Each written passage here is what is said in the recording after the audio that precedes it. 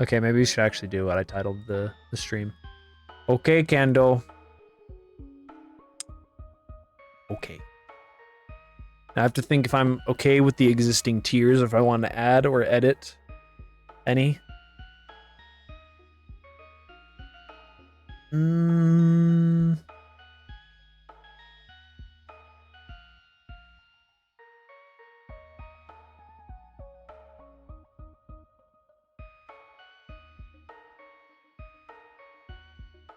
We'll have to feel it out as we go along. You bet wrong.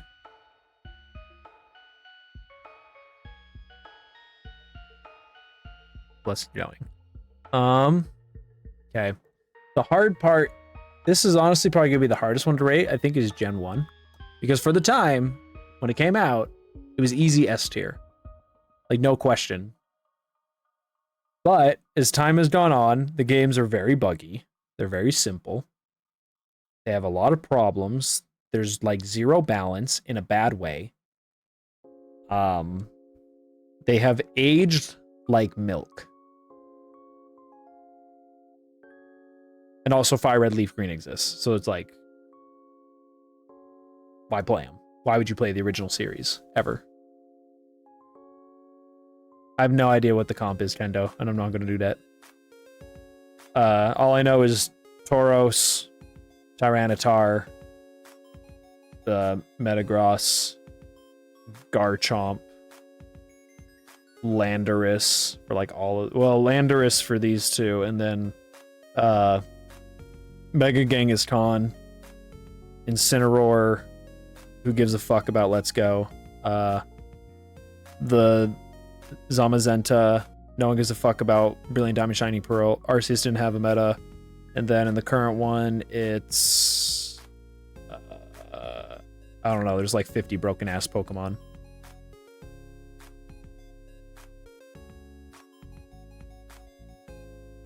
And there's your comp. For the time, they were S, but in terms of how they've aged, I'm going to give Gen 1 a C. They're very buggy, very horribly balanced. I'm going to give Yellow the slight edge because as a kid, I loved having Pikachu follow me. So, yeah. Gold, Silver, and Crystal, I'm going to give A because they had much less bugs, much better balance. They introduced a lot of amazing Pokemon, including my favorites. Lucky me. Don't follow me into the bathroom. I never played Crystal, but to my understanding, Crystal is the only mainline game I haven't played. But to my understanding, well, Gen 1 balance was Psychic wins everything. And Tauros wins everything else after that. Anyways, Crystal is the only mainline Pokemon game I have not played. And it, my understanding is that there was a lot of stuff from Heart Gold, Soul Silver that was Crystal related. That was good. So I'm just going to assume that Crystal is better than Gold and Silver. Just going to assume that. Okay. Sapphire and Ruby, I give a B. Sapphire and Ruby are very, very good. They have a lot of good things about them. But it is where the generational split happens, so we lost all of our Gen 1, Gen 2 Pokemon, which was a bummer. And there were some things that was like, yeah, it's a really cool idea for the time, but it was just really complicated, I felt like, to expect kids to figure it out, so you had to buy a guide.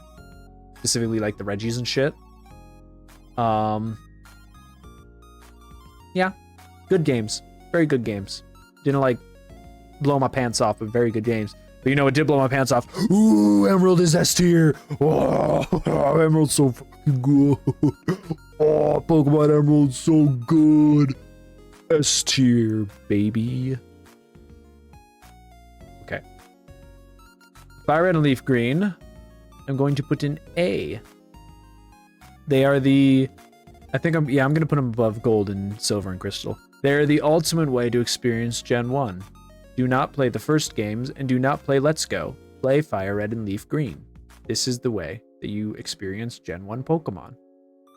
and it is good. All right. Kendo, are you ready to see a pretty hot take? I don't think you're ready for this. I don't think you're ready for this hot take. Are you ready? Are you sitting down? Are you ready for this? Are you prepared to see what's about to happen here? I think Diamond and Pearl are C tier. I think Diamond and Pearl aren't that good. I think over time, I look back on Diamond and Pearl, I'm like, wow. These games did a lot of weird shit. Like, the pacing is so bad.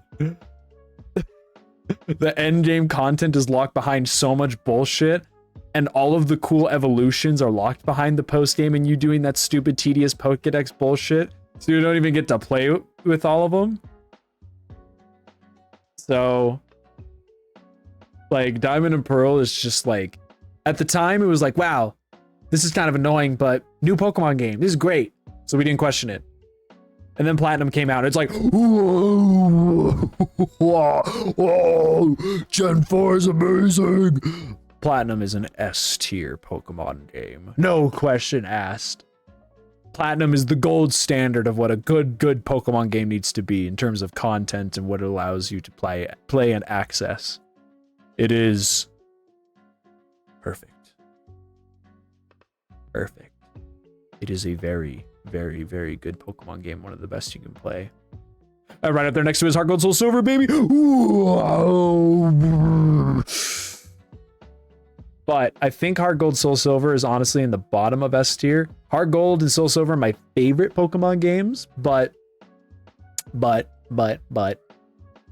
Emerald and Platinum are much more well-rounded experiences. Since Heart Gold Soul Silver are a remake of Gen 2 and a very true-to-form remake of Gen 2, my pacing issues still exist in terms of all the Pokemon that you want, but you don't have access to. Even though they're Gen 2 Pokemon, you can't catch Houndour till you've beaten the game. You can't catch Misdreavus till you've beaten the game. You can't get a Metal Coat to get a Scizor until you've beaten the game. Just like all this dumb bullshit. And it's just like, why are all the cool Pokemon from this game, just from this generation, locked behind the second half of the damn game? Doesn't make any sense.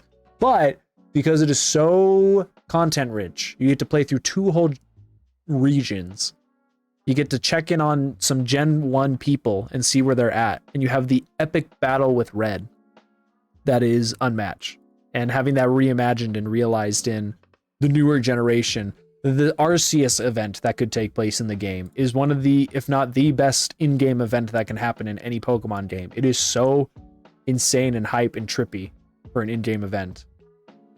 Also, I just love the vibe of Generation 2. And the way that it is recontextualized and portrayed in Heart Gold and Soul Silver with a newer color palette, more pixels, stronger graphical capability. The generation and the region is gorgeous. Like, it is just vibes. It is just such a vibe of a region, of towns and routes to go through. It is gorgeous for what it was. Like, I love that game. I love that game so much. Also right up in S is Black and White. Yeah. Although, I would put Black and White not at the top. Not yet. They're not at the top. They're not at the top of the S tier. They're not at the top. Here's the thing. The idea of 150 Pokemon was really cool. 150 new Pokemon. Very ambitious. The problem is there were a lot of stinkers. There were a lot of placeholders who just had to exist just to fill a gap that previous Pokemon filled. Conkeldurr exists to take the place of Machamp. Gigalith took the place of Golem, but was just a pure rock type. Some of them were sick, like Chandelure taking the place of Gengar as the 3-stage ghost type. But there were a lot of misses, and you find yourself just fighting the same Pokemon throughout the whole generation, because there's only 150 Pokemon for them to pull from. Obviously, you're going to get repeat Pokemon whenever you play through the story of any of these games, but you really feel it in Black and White. You were just fighting the same Pokemon from beginning to end. Excuse me. Yes, it is Rustboro City theme. The story is the thing that makes it peak. It's just really the story and the characters that carry it super, super, super hard. Region's still pretty good, but I know it is Nintendo. But then we have Black and White 2. And Black and White 2 are right there next to Platinum. For the debate for the best Pokemon game of all time, it's between Black and White 2 or Platinum. It's between these two games for the best all-time Pokemon game. Between these two games. Because Black and White 2 had the story of Black and White and had just an amazing selection of Pokemon for you to get. You could get Railu after like the first gym badge.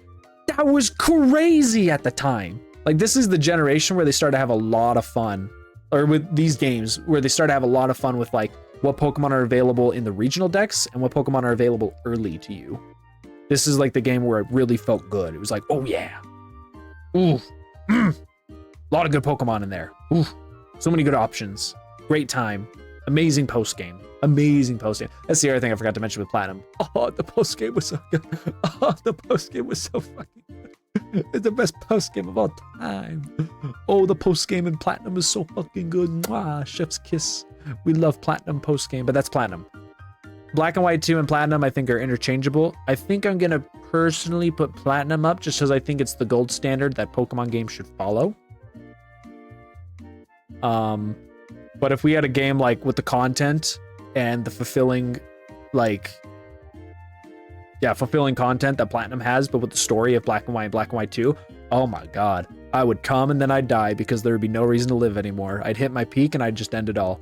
I would just cease existing at that moment because that would be the perfect game. But yeah, taking a sip.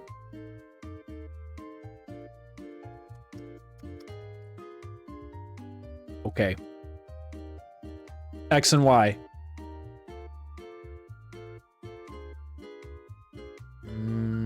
They're like right here. Here's the thing.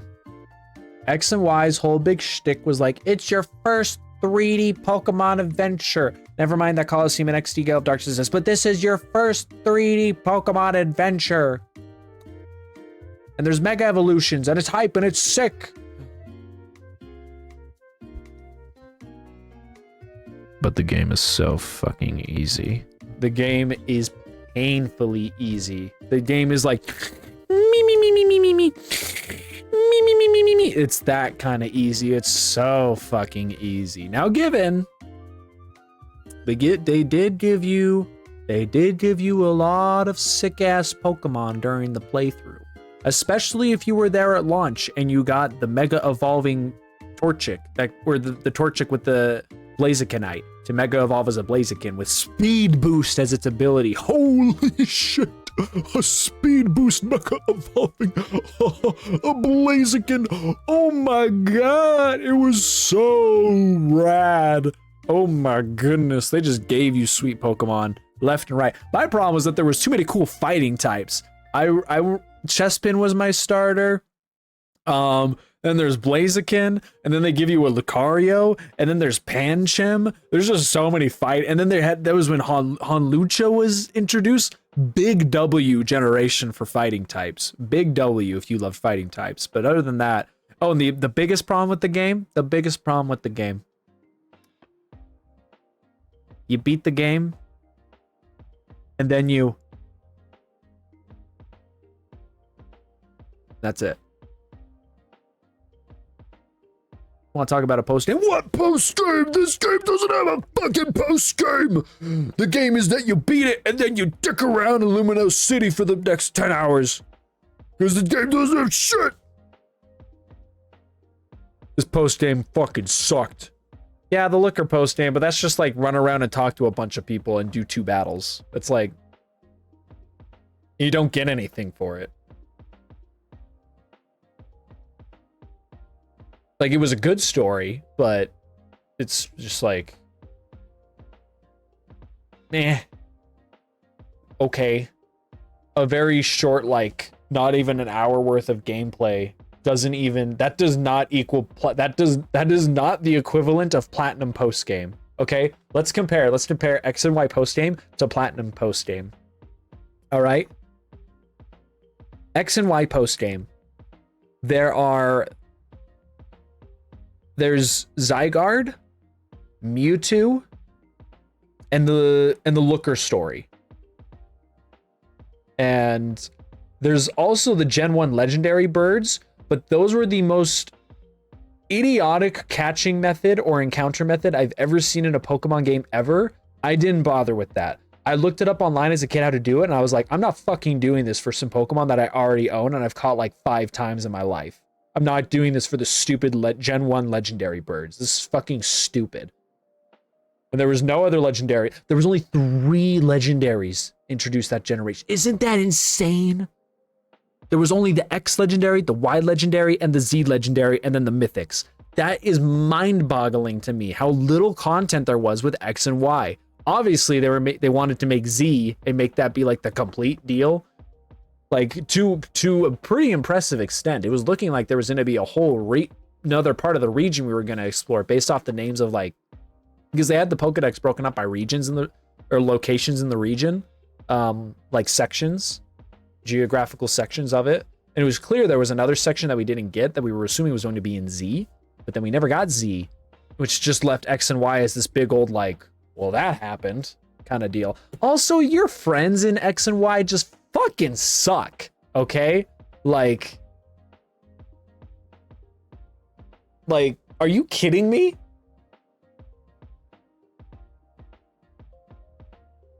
Yeah, this is the only, X and Y is the only generation. Actually, no, it's not anymore, because once we got to the Switch era, we started fucking around and being stupid.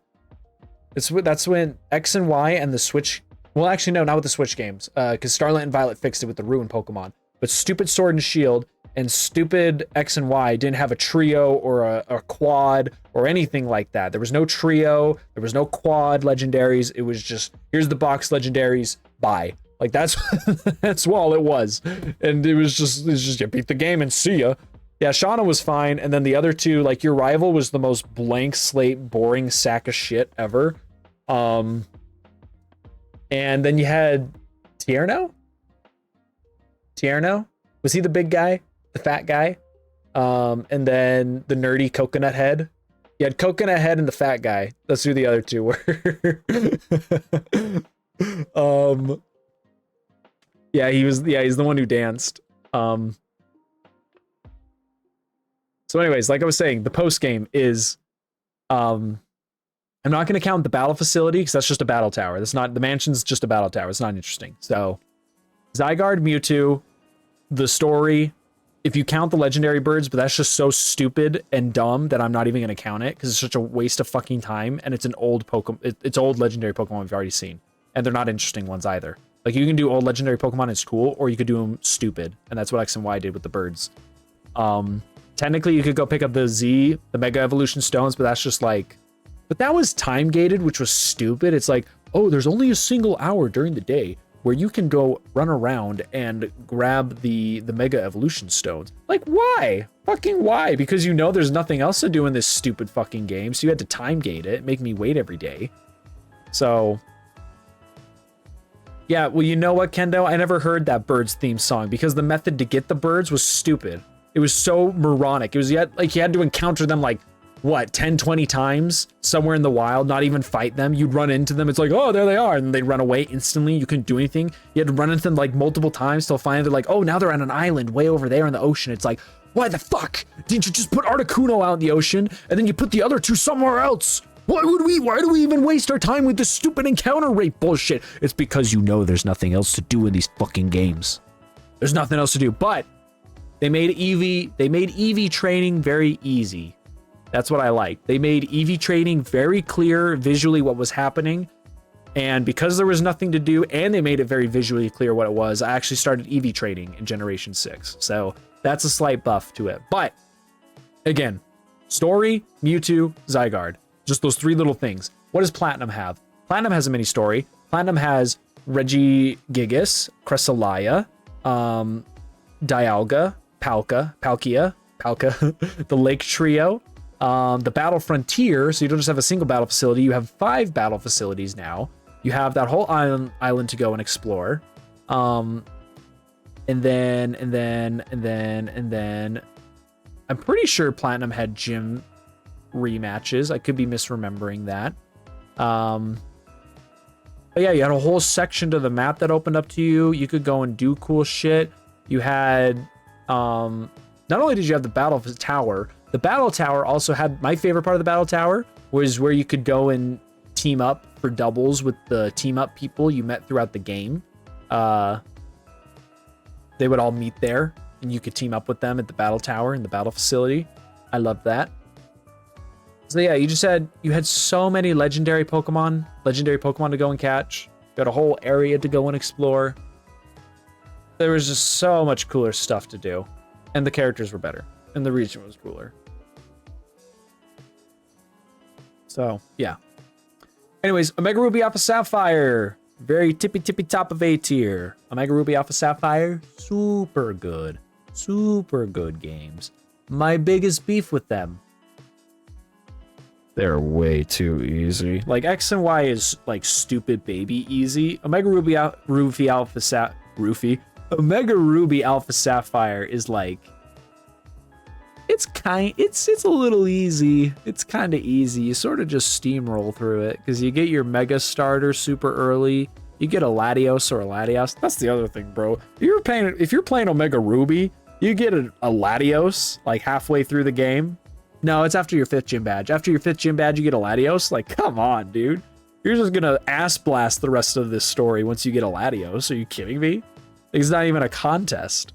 So, but the additions were amazing. Like being able to flying over the region. I don't have to say anything more. We all know it's amazing. We all know it's the thing we've always wanted. I never used fly anymore because I would always just fly over the map because it felt awesome and it looked great. And it just, even though I know it wasn't actually faster, it just felt faster than just menuing fly.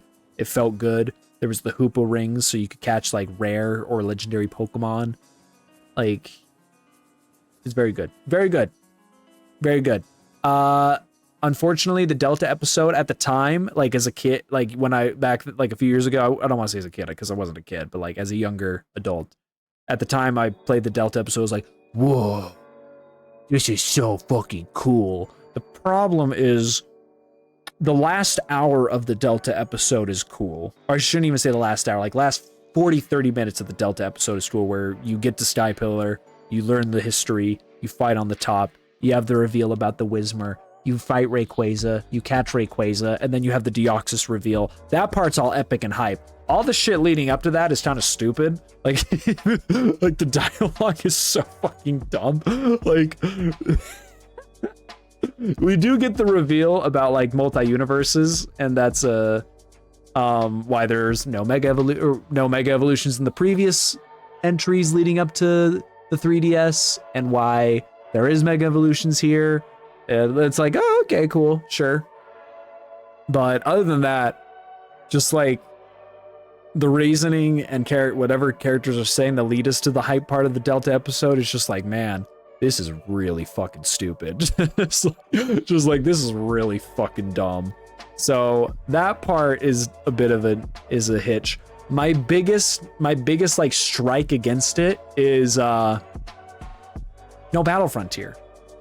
Not even the Battle Tower. They just copied and pasted the shitty mansion from X and Y, and they stuck it in Mega Ruby Alpha Sapphire. It's like, who the fuck wants to go to the Battle Mansion? No one gives a fuck about the Battle Mansion. I either want the Battle Tower with the original Battle Brain for the Battle Tower, even though obviously there's a whole reason why she's not there, and we'll get back into the Sun and Moon, and it's cool, but I would have rather fought her in Omega Ruby Alpha Sapphire. Or even better, gotten the entire Battle Frontier from Emerald, and oh my gosh, could you imagine if the Emerald Battle Frontier was an Omega Ruby Alpha Sapphire? Oh my god, oh, they'd be the best games. If the Battle Frontier from Emerald was in Omega Ruby Alpha Sapphire, it would probably be the best Pokemon game. If I'm being completely honest, if they did that, it would be the best Pokemon game. Period. Like, it would be no contest. Take the pinnacle, the peak of endgame Pokemon like difficult content, and stick it in the remakes, and it gets even harder because now there's new generations of Pokemon. Fairy type is a thing. Mega Evolutions is a thing. Add all of that in there to just upscale the difficulty even more. Oh my gosh. It would be it would have been worth the wait. It would have been worth whatever delay it would have cost if they just gave us Emerald Battle Frontier and Omega Ruby Alpha Sapphire. But besides that, again, my issues a little too easy, and they skipped out on the Battle Frontier content. If it had that, even if it was a little easy, as long as it had the Battle Frontier, if it had that Battle Frontier, S tier, no contest. But it's missing out on that, and they skipped out on it, and they were fucking lazy, and they just copied and pasted the Battle Mansion. And the thing is, you could say like, oh, you can't say they were lazy. They built a whole ass game. This is a whole ass game. How could they be lazy? They just made, this is a whole game they had to make. The game already existed. It's a remake. The hard part was done. It was laid out with the towns, the map, the gym badges. You have your blueprint of what you have to make. Now you just make it in 3D. So make a 3D version of the Battle Frontier. Anyways, everything else is amazing though. They even made contests, like they even revisited contests, which good on them. Okay, Sun and Moon.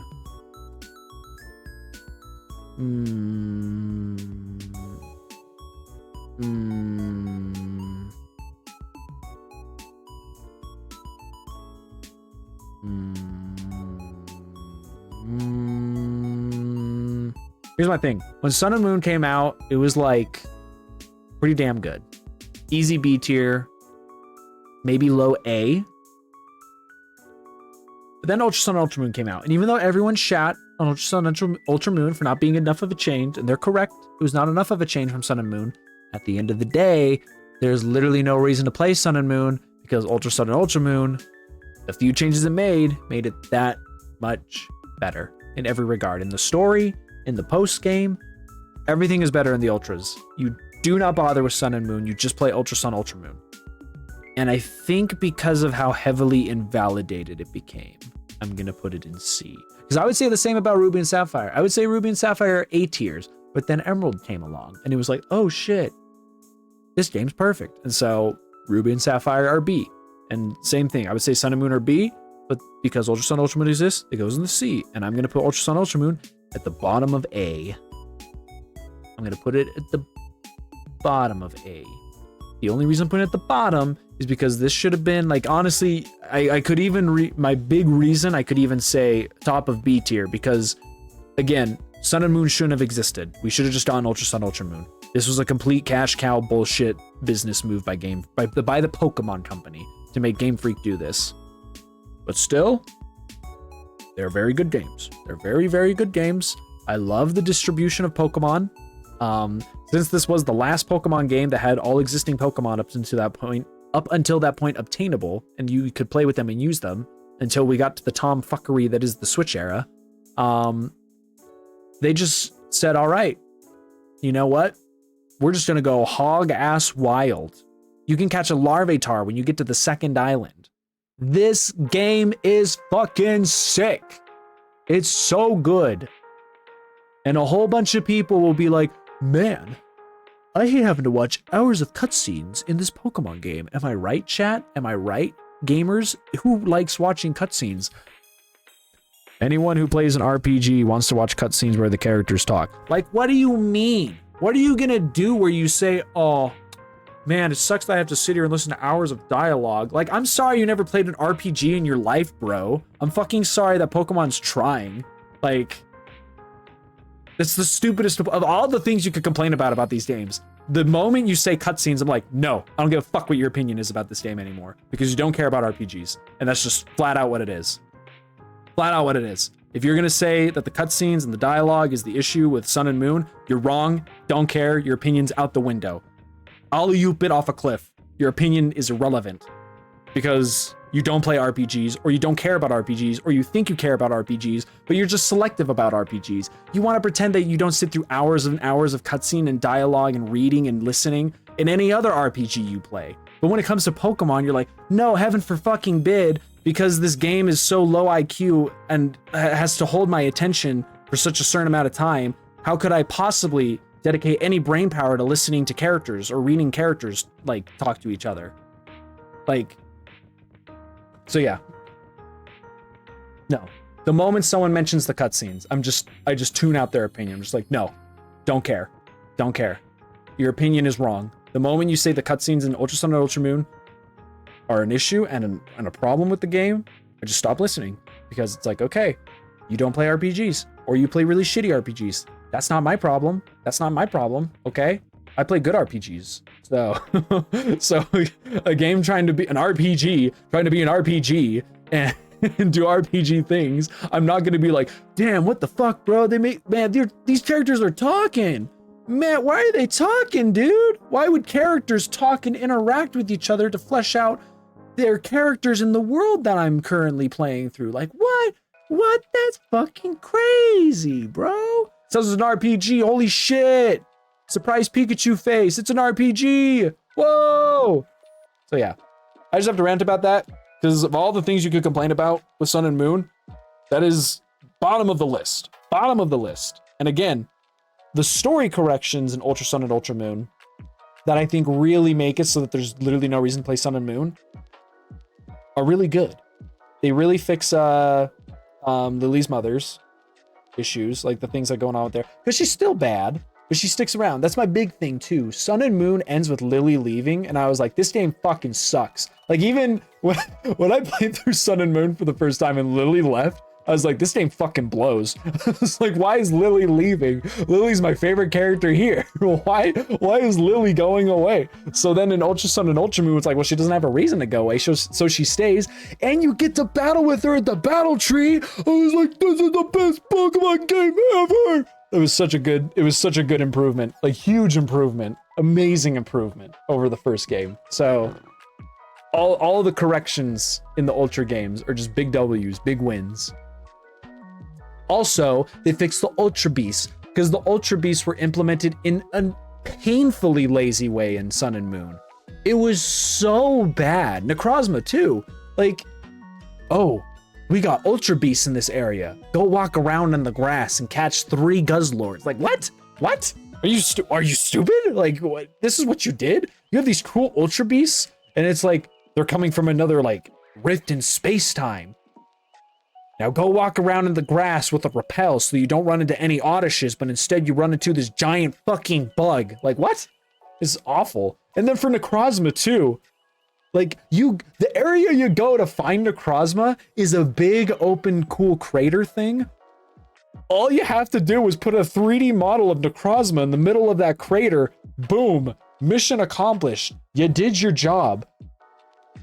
Walk around in the grass until suddenly a legendary Pokemon pops out of you. Like, who wants that? Who wants that? It's so dumb. It's so dumb. No, I know why she went to Kanto, but I'm saying it's dumb. I'm saying it's stupid. Okay? It's dumb. Just because it's explained doesn't mean I like it or that it's good. Lily leaving because her mom is dumb. Why doesn't her brother go? Send the brother off. Let the brother be like, you know what, Mom? You were kind of a bitch to me and my sister, and you kind of sucked and you drove our dad out. But you know what? Even though you got poison and shit, I'm going to look out for you, and I'm going to protect you, and I'm going to, because I'm the strong trainer, so I'm going to go on this big journey. And Lily could stick behind and hang out with us. And it's like, no, that's the thing is I like Lily. Why does Lily have to go? Lily doesn't have to go. Send off the other dick bag. Send him away. Let him go deal with their mom. She's been through enough. Because that's the other thing you could say, is she sat there and she dealt with the torment and the abuse for much longer while he ran off and got away from it all. He should take responsibility for ditching his sister and his mother by not ditching them this time and being there for them and taking the mom so Lily can stay and not leave because she's the best character in this damn generation. On God.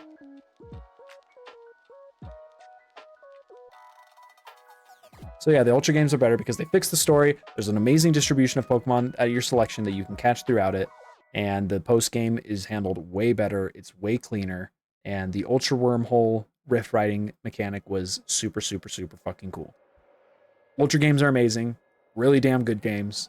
Anyone who shits on them doesn't like RPGs, doesn't know what they're talking about. And there was the Rainbow Rocket episode I almost didn't mention.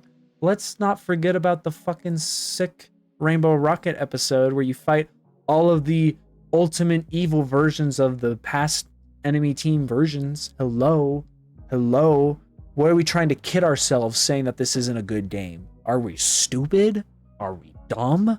I'm the autistic one, but I think that y'all people got some brain issues if you're saying that Ultra Sun, Ultra Moon are bad games. And people will complain about the routes being like, oh, the routes are hallways. The routes don't have any branching paths. They're just hallways you walk down. And those same people will be like, Sword and Shield was a good game. Like, what are you talking about? What are you talking about? Sword and Shield are literal hallways. They're actual hallways. There's no branching paths whatsoever in Sword and Shield. It's even worse in Sword and Shield. You cannot honestly walk through Pony Canyon in Sun and Moon and be like, man, this is just a big old hallway. This is just a big old hallway. These routes are really bad. They're not good routes like Sword and Shield. Are you out of your mind? Are you out of your mind? Are you out of your mind? I gotta listen to the Pony Canyon theme. Hold on. Where is it?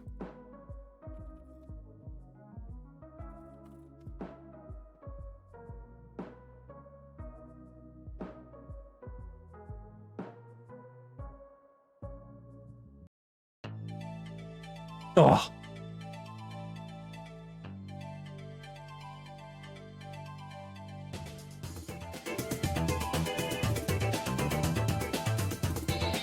In my opinion, this is one of the greatest songs in all of Pokemon.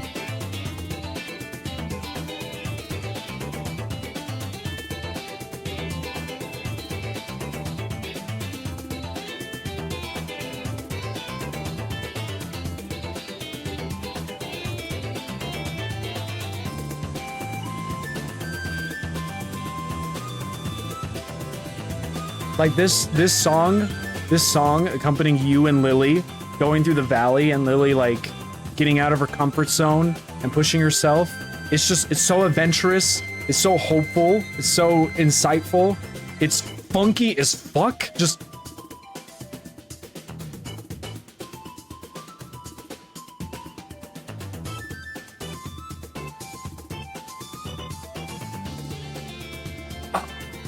the guitar.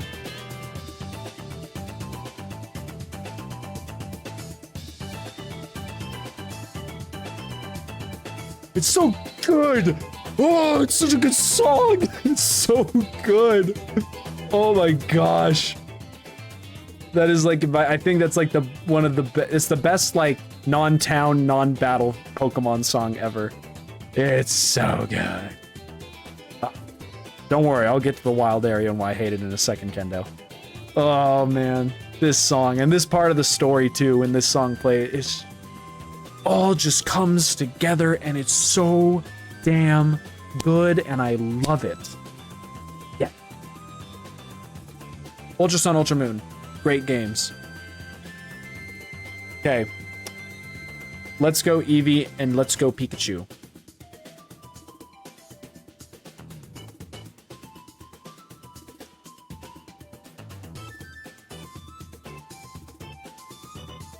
Do I even need to say? If this game costs $30,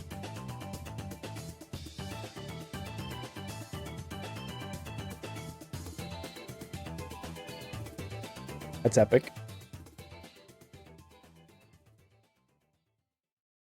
What was your type? Did you have to sign? Did you have to be use a specific type? What type did you use? Here's the thing. If Let's Go Pikachu and Eevee were $40, maybe I would have been okay with buying them because these games are too easy. I mean, holy shit. Oh my gosh. Did they honestly think they weren't making the games easy enough? That's the other thing. Sun and Moon like eased up on the difficulty. Like it eased up in terms of like how much they were backpedaling with Gen 6. They were like, okay, let's lay it on a little bit thick again. Let's add difficulty back into this. Let's crank it up a bit again. But oh my gosh, like Let's Go Pikachu and Eevee were like baby easy, like stupid, dumb, pee-pee poo-poo baby easy. Like you must be an actual infant to be bad at this game kind of game. Like, and it sucks because there was like a lot of nice quality of life stuff in Let's Go Pikachu and Eevee. Like, Pikachu and Eevee were cute as hell. They were really fun to interact with. The problem was you could teach them any type of move and they would just one-shot everything, and they were invincible for a Pikachu and an Eevee. But they were just so heavily customizable, so well animated. The game looked really pretty. To this day, Let's Go Pikachu and Eevee is the best looking 3D Pokemon game. It looks really nice. Like, it's simple, but the textures are there. It's just like that nice little bit of extra detail where it's like, ah, yeah, that looks good. That looks nice. You had the following Pokemon, and the Pokemon would follow you at their actual size, and you could ride on some of them. Just a lot of fun quality of life stuff. This is the first game where we saw the Pokemon in the overworld. But the games were just so fucking easy. You didn't even have held items. I don't think there were even abilities. Like, it was dummy easy. Like, why are these games so easy? And just like the first Gen 1 games, the post game is non-existent. Go catch Mewtwo, fight Leaf, maybe fight Red.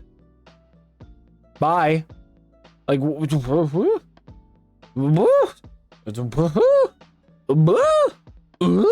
what? The thing that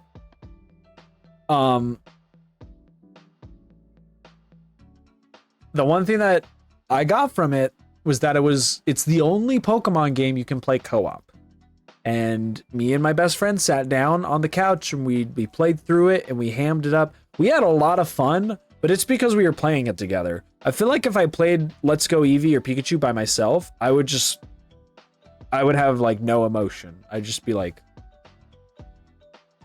wow, Eevee's really cute. On to the next gym. Flick my wrist and catch a Kangaskhan or something. I don't know. I don't give a fuck. Like, it's too easy. It's too boring. Like, when we caught Articuno with a single Ultra Ball, that's when I had this realization where I was like, huh. This is a little too easy. So, just... yeah. If just the littlest bit of effort was exercised to make it a full-on, because I don't even look at it as a full-on Pokemon game, because it's just so easy and bare bones in terms of like no abilities, no held items. It's the companion Pikachu or companion Eevee is invincible and fucking broken. Like, if they just exercise the bare minimum to not include those things, or to make them a little more balanced, and to give us a little bit more of a post game, this would be an easy B tier at the minimum. Easy B tier. But it's just too piss easy, and there's not a lot to do other than play Gen 1. And because it's region locked to the original 150 Pokemon plus the Alolan forms, it's like, wow. I should have just emulated Fire Red or Leaf Green and played that instead of spending $60 on this. That's what it made me feel like, is like, wow, I really spent $60 on this. And then they tried to make people pay like another $40 to get Mew from the really shitty Pokeball controller. Given it's a neat little controller that's a single Pokeball. Like, that's neat. Why is that the only way to get Mew? Like, flashback to Omega Ruby Alpha Sapphire, where you could catch Deoxys, fucking Deoxys, in the game. But you gotta pay $40 to get a Mew in Let's Go Eevee and Pikachu. Like, one step forward, 50 steps back. That's Game Freak in a nutshell. Speaking of... Bum, bum, bum, bum, bum, bum, bum, bum, bum, bum, bum, bum, bum,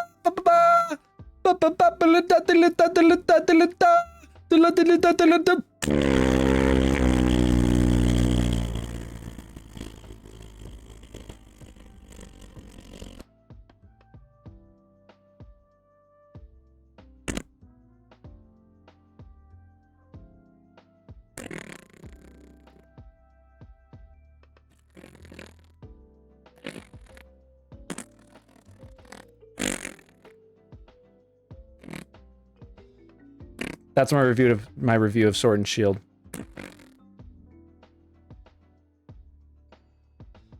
Sword and Shield is the biggest waste of $90 that anyone could possibly spend in their entire lives. They could spend that $90 on gacha games. They could spend that $90 on gambling. They could spend that $90 on drugs, on alcohol, and they could spend that $90 on all kinds of addictions and vices, and it would be money better spent than spending it on Sword and Shield and the Sword and Shield DLC. Sword and Shield are the fucking worst Pokemon games ever made integrally. From an integrity standpoint, from a how intelligent is the player standpoint. They are the worst games. They're the worst games. They're the worst games. Don't worry, we'll be done soon, Kendo. I just had to rant a lot about the previous games, but I've been through this rant enough. The games are too easy. The story is boring as shit and piss. The wild area was hopeful, but it was just a big, empty, boring area with no hidden caves or secrets or anything cool. It was just a big, empty, in-between zone. The routes are literally just walk from point A to point B. The towns, you can't even go in most of the houses. There's a few towns that you can go into the houses, thankfully, but you get to the fucking big main city at the end of the game, you can only go into like 2 or 3 buildings. So the Pokemon equivalent of London feels like tiny. Like it feels empty, even though it's supposed to be big and vast and cool. And then you beat the game and there's nothing to do except play through a really shitty post-game story with the 2 stupidest looking characters ever made in a Pokemon game of all time, with Sorbert and Shieldbert, whatever the fuck those 2 dumbasses names are. And then that's it, the game's over. And when I played through the game for the first time and I got to that point, I had 19 hours logged onto my Pokemon Sword save file. And I was like, wow, I spent $60 on this. And my favorite Pokemon Scizor isn't even in this game. So what the fuck was the point of whatever I just did? And Incineroar isn't in here. Like, Rayquaza's not in here. None of my Pokemon are in here. And if they are, they're not like my version that I trained up in the past. I have to go catch another one and retrain it with more limitations impeded on me than I had in the past. Gigantamax and Dynamaxing was fucking stupid. Max raid battles were boring, and they took 50 million years to get through a single max raid battle.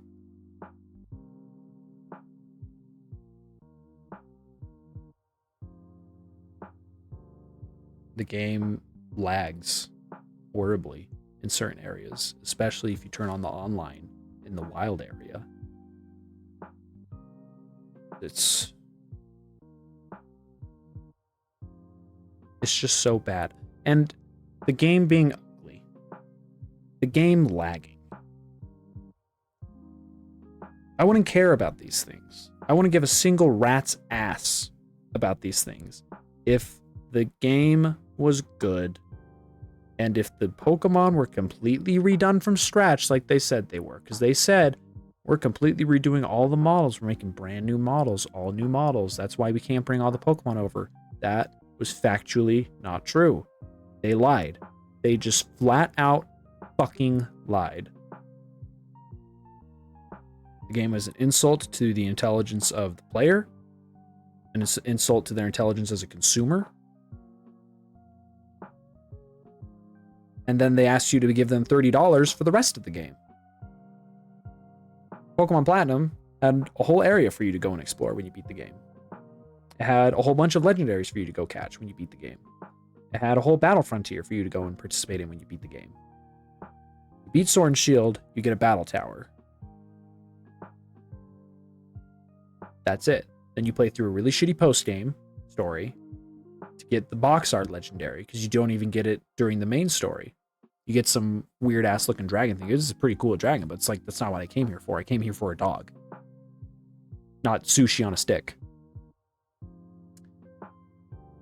Then you pay $30, and Isle of Armor's like, I spent like 2-3 hours in the Isle of Armor because I just spent XP candies to level up Cub Fu, made it the dark form, battled the new rival, and then Master Mustard, which was a sick battle, but it's like, damn, I spent $15 for this battle.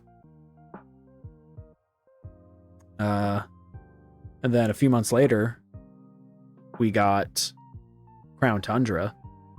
We got one of the fucking stupidest looking Pokemon ever in Calyrex. Calyrex looks so fucking dumb. Calyrex is one of the dumbest looking Pokemon. So stupid. You just have to fix a few proportions and it'd be honestly a great Pokemon. But its head is so fucking huge. Its legs are like daddy long legs, and it has these little stubby baby arms on a little stubby peewee body and head. It looks stupid. The story is slightly better. Slightly. You can't see it, but in my hand I'm going slightly. I'm pinching my fingers together very tightly. Very tightly. It's slightly better. Slightly better. And I spent a little bit more time in there. That's only because I went and caught some legendary Pokemon. We got the new Reggies, the new birds. That was cool. And then I spent about... Honestly, on the story, I spent like 2-3 hours. The reason I clocked in like another 2 to 3 hours was because I went and caught the legendaries. And I did think that the area was actually laid out pretty interestingly. It was fun to run around in for a little bit. Because the wild area was so fucking boring. And even the Isle of Armor was just like, it was just laid out very confusingly. I don't know, it didn't feel like as natural or as good to run around in. But the Crown Tundra felt a little bit better to run around in with its layout. So the map design improved a lot in Isle of Armor, or in Crown Tundra, but didn't care about story, didn't care about the max dungeon raids, like, oh boy, did you hate Dynamax raids, max raids before? Now you get to sit through one for 30 fucking minutes because these battles aren't long enough. Let's make you do 5 in a row. No, thank you. I'm good, but you can get shiny legendaries. Bitch, I did that on the GTS. I don't need to sit through awful content to get my shiny legendaries. We live in a new age. Better ways to do it. This game insults everything that you should stand for as a consumer. The developers flat out lied to you. They lied to you. They lied. They lied. Game Freak lied to you. No matter what you think about the game, whether you like it or you hate it, at the end of the day, Game Freak lied to you and asked you for $90. And it was not worth it. These games are shit. You know what's equally shit or even worse shit? Getting someone who's not Game Freak to fuck over a good generation.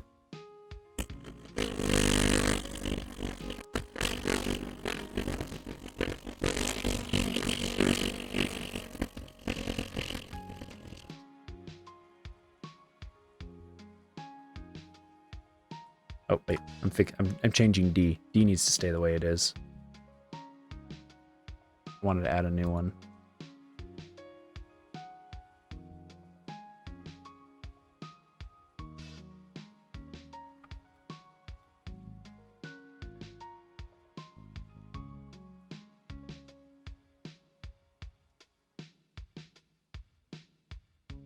Wish brown was a color. I'm farting because that's my review of Pokemon Brilliant Diamond and Shining Pearl. This game shouldn't exist. These games are awful. These games are terrible. They don't work most of the time. They are balanced horribly. You completely destroy the balance of the game all throughout it, and then you actually get to the Elite Four, and all of a sudden, boom, the game reaches the difficulty I want from the Battle Frontier of Emerald. And it's like, why? You can't just hit me with that. Thank you. Thank you. You've contributed to the review. And the question always remains, why did we remake Diamond and Pearl a C-tier game? Why didn't we remake the S-tier gold standard Pokemon game, Pokemon Platinum? So much goodwill would have been earned with a remake of Platinum. So much would have been done correctly with a remake of Platinum. They could have just taken the stuff that made Platinum really good and put it in Diamond and Pearl, and that would have been okay. But they didn't do that. They didn't just remake Diamond and Pearl. They made a shitty version of Diamond and Pearl. They made a fucking trash version of Diamond and Pearl. This game fucking sucks. That's what they did.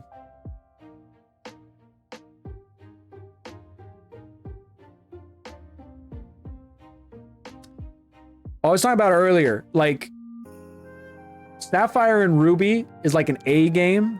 Diamond and Pearl is like a B game, low B. But because Emerald and Platinum exist, it knocks those two games down a tier. Because we see like the perfected version of those games, what they should be. So, yeah, Diamond and Pearl is super mid. And then the dumbass pieces of shit over at the Pokemon Company are like, let's remake those ones. Let's remake the really fucking horribly paced ones. Let's remake the ones where you have to see every single Pokemon before you can get the national dex. And let's include that same functionality. Let's make them do that before they can see all the cool ass Gen 1, 2, and 3 evolution Pokemon. Let's lock all those behind the post game. You know, Gallade, Frostlass, Electivire, Magmortar, Rampirier, Togekiss, Licky, Paloswine, all the cool Pokemon! All the cool Pokemon in this game! You have to suffer! You have to suffer for like 20 to 30 hours before you even see the cool Pokemon. What do you mean? What do you mean? What do you mean? What do you mean you did that back in 2007 and you were like, let's do it again? What the fuck is wrong with you? Are you out of your mind? What's wrong with you? How stupid can you be? What? What? This is the dumbest thing they've ever done. Period. This is stupid. Like Sword and Shield. Sword and Shield is like, hey, we think you're a dumbass. Give me $90. I think you're fucking stupid. Give me $90. We made new models, but we didn't actually do that. I'm lying to you. Give me $90. You're an idiot. This just shouldn't exist. What do you mean? What do you mean? Why would you make these? Why would you make these games? I know I'm stupid. I didn't need to know you were stupid too. Why would you make these games? Are you out of your mind? What is wrong with you? How could anyone make this and say, good job, you did a good job? You get some stupid dumbasses who never made a Pokemon game before. You have them make the most middle of the road, boring Pokemon game ever. The most horribly paced Pokemon game ever. You give them that and you're like, make it again. Don't change anything. Just make it really shitty and glitchy. Give me $60. What do you mean? It's so bad. It's so bad. Oh my God. If anyone in their right mind played through Brilliant Diamond and Shining Pearl and was like, oh yeah,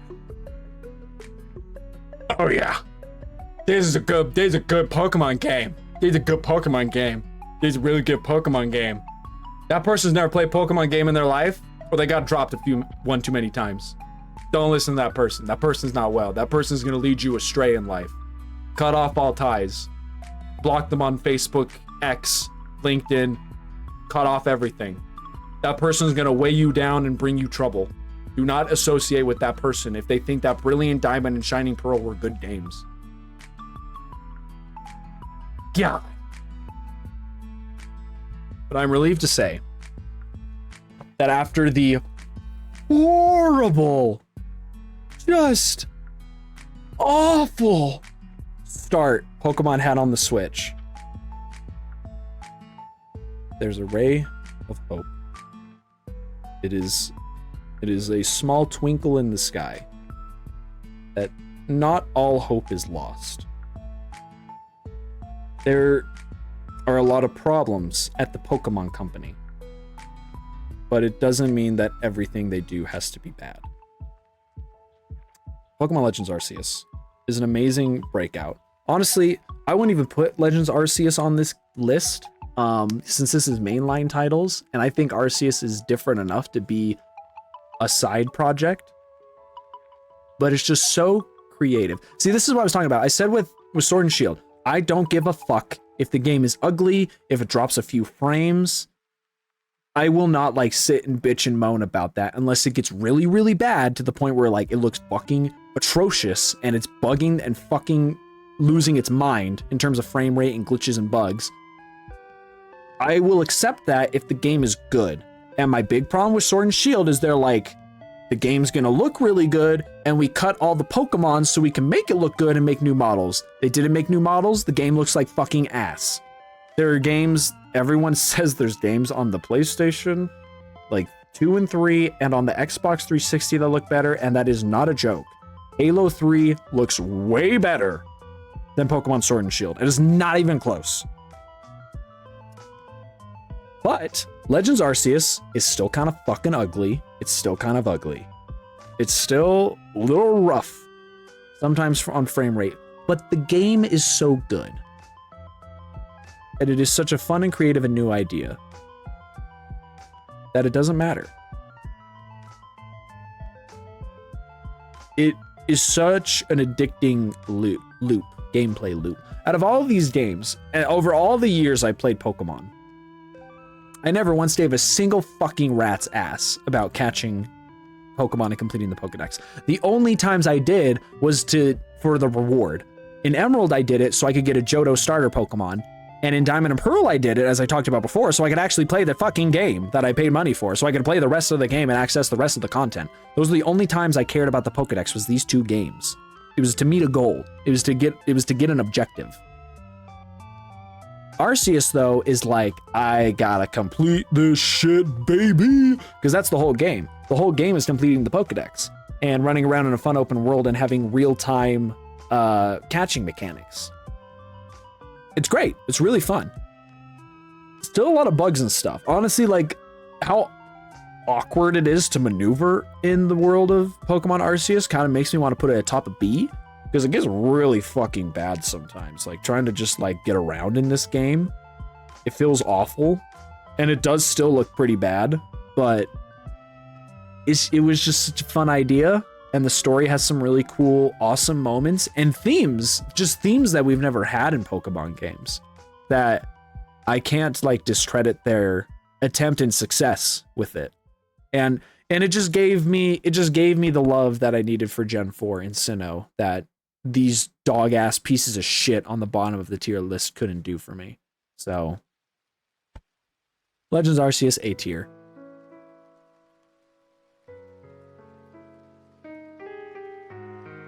And now we get to Starlight and Violet, which is probably the hardest game to place on this whole list. I need to take a sip.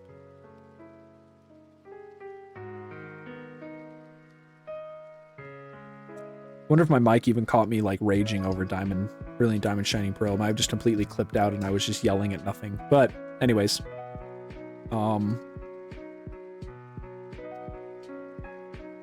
Scarlet and Violet are the most complicated Pokemon games ever made.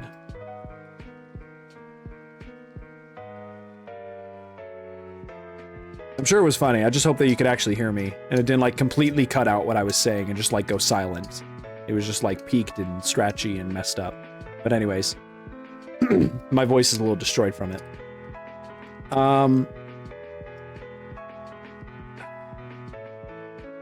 It's been said many times, and it has not changed, that Starlight and Violet are the most unacceptable Nintendo game in terms of stability and the quality at which it was released.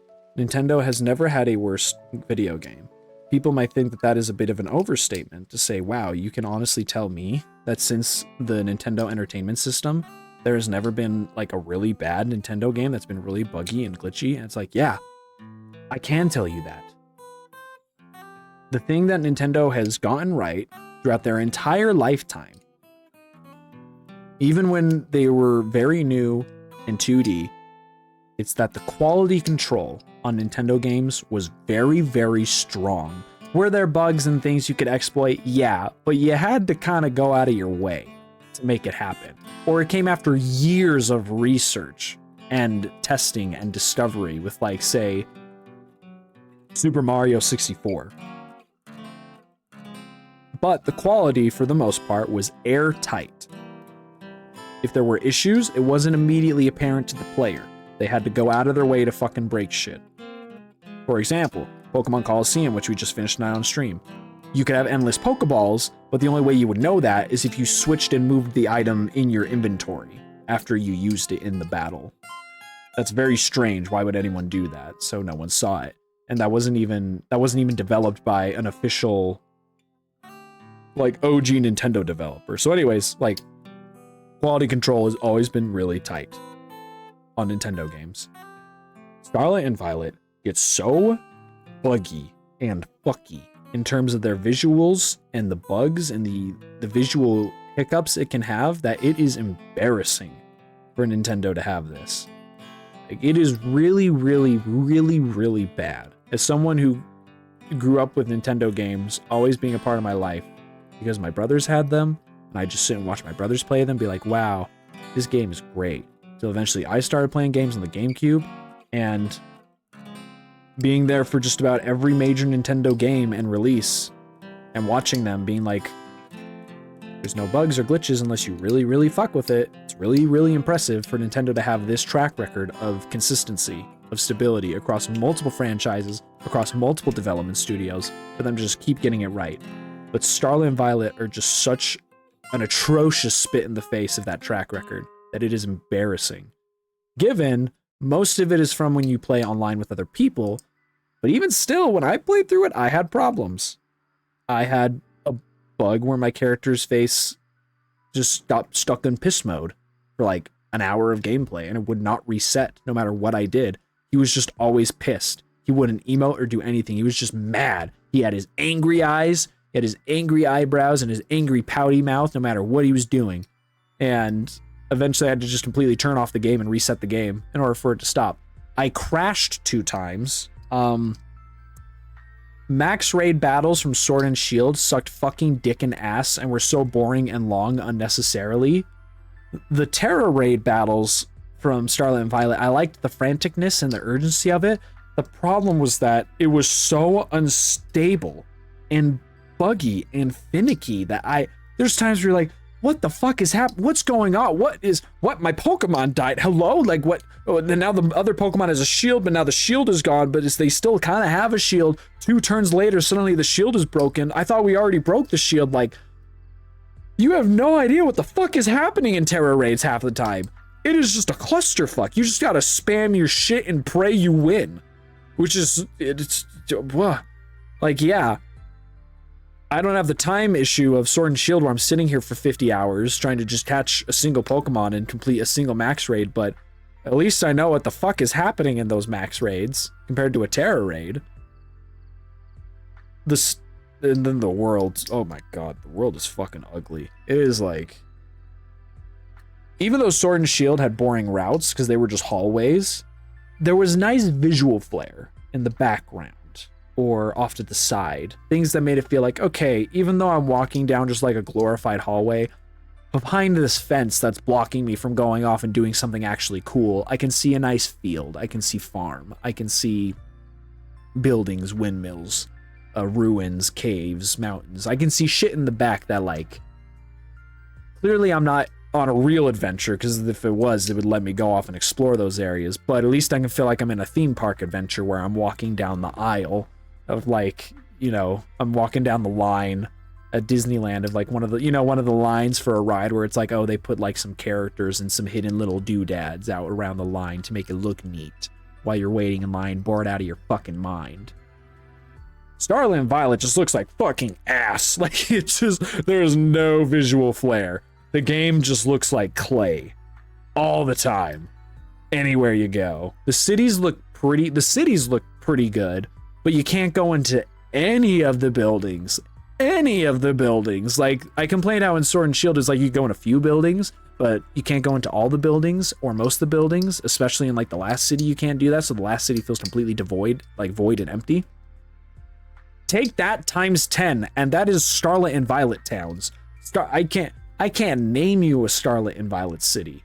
I couldn't place the songs from a Starlit and Violet city. That's not to say the songs are bad, except for the first town, because you're there all the fucking time and it plays that song where you're in the school. But I couldn't pick anything out from them. Like they all blend together. There's nothing memorable about them. There's a town. So for Cerulege and his other evolutionary form, I forget the name of it. You have to go to a very small town and talk to a specific guy, and he gives you the item that you use to get them to evolve. To my knowledge, that's the only thing to do in that little town. I thought it was cool because it was like, hey, there's a little small town here. It doesn't have a gym. It's not a major stop. Maybe there's something small and cool here. It's a fun little place to explore and take like a little pit stop on my adventure. Nope. Just to get that evolutionary item. Other than that, it's just a blank ass empty town. Looks nice, looks pretty, but nothing else going on there. Get your evolution item, never come back here again. Like, it's most uninspired world region-wise. Again, I hate Sword and Shield, but I actually feel some sort of identity to that region. Going through it and walking through it and looking at it, as compared to boring ass Starlight and Violet. I don't even remember the name of the region. So the game has all these problems. It feels very uninspired in areas. It's very ugly. It's very buggy. It's very glitchy. It feels borderline unacceptable for a Nintendo game. And yet, in spite of it all, in spite of all the problems, it has one of the best, if not the best, story in a Pokemon game.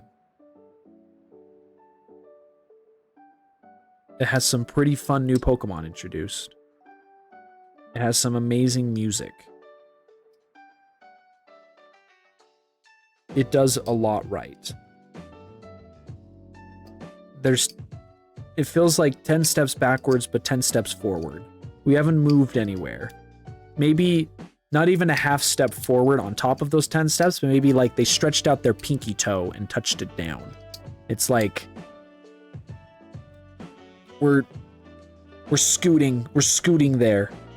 I never fucking made sandwiches. I made sandwiches like 2-3 times and the game made me do it.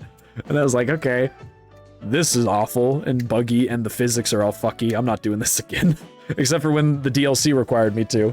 I know you could do it to mess with shiny catch rates, which was pretty cool, but I do think the camp was way better than the camp in Sword and Shield, that's for sure. Because you would literally just throw out your camping table and let your Pokemon hang out. Of course, the game would drop to 5 frames per second when you did it. But it was, at least it was better than the camp in Sword and Shield, right? So, a lot of items introduced to improve comp.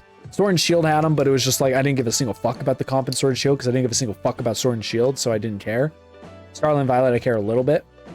So, this is the one time I'm talking about comp and Kendo's not here for it because she had to go to bed. But, a lot of quality of life stuff in that regard. And again, the story. I'm going to break down the three stories that lead into the main story real quick. You have Team Star. That story kind of... Oh, I didn't even talk about the bad guy teams. Okay. Team Rocket, classic. Not that crazy, not that inspired, but also not that, like, complex. They're fine. Bad guys. Team Magma and Team Aqua, their reasoning is probably some of the dumbest reasoning of all the evil teams, but visually they're awesome. They're like iconic. You cannot beat their designs. Team Plasma, they look goofy, but or Team Galactic. I'm thinking Team Galactic. Team Galactic looks goofy, but their leader is so batshit dark and insane that I love how he's just like, I'm gonna fucking end it all.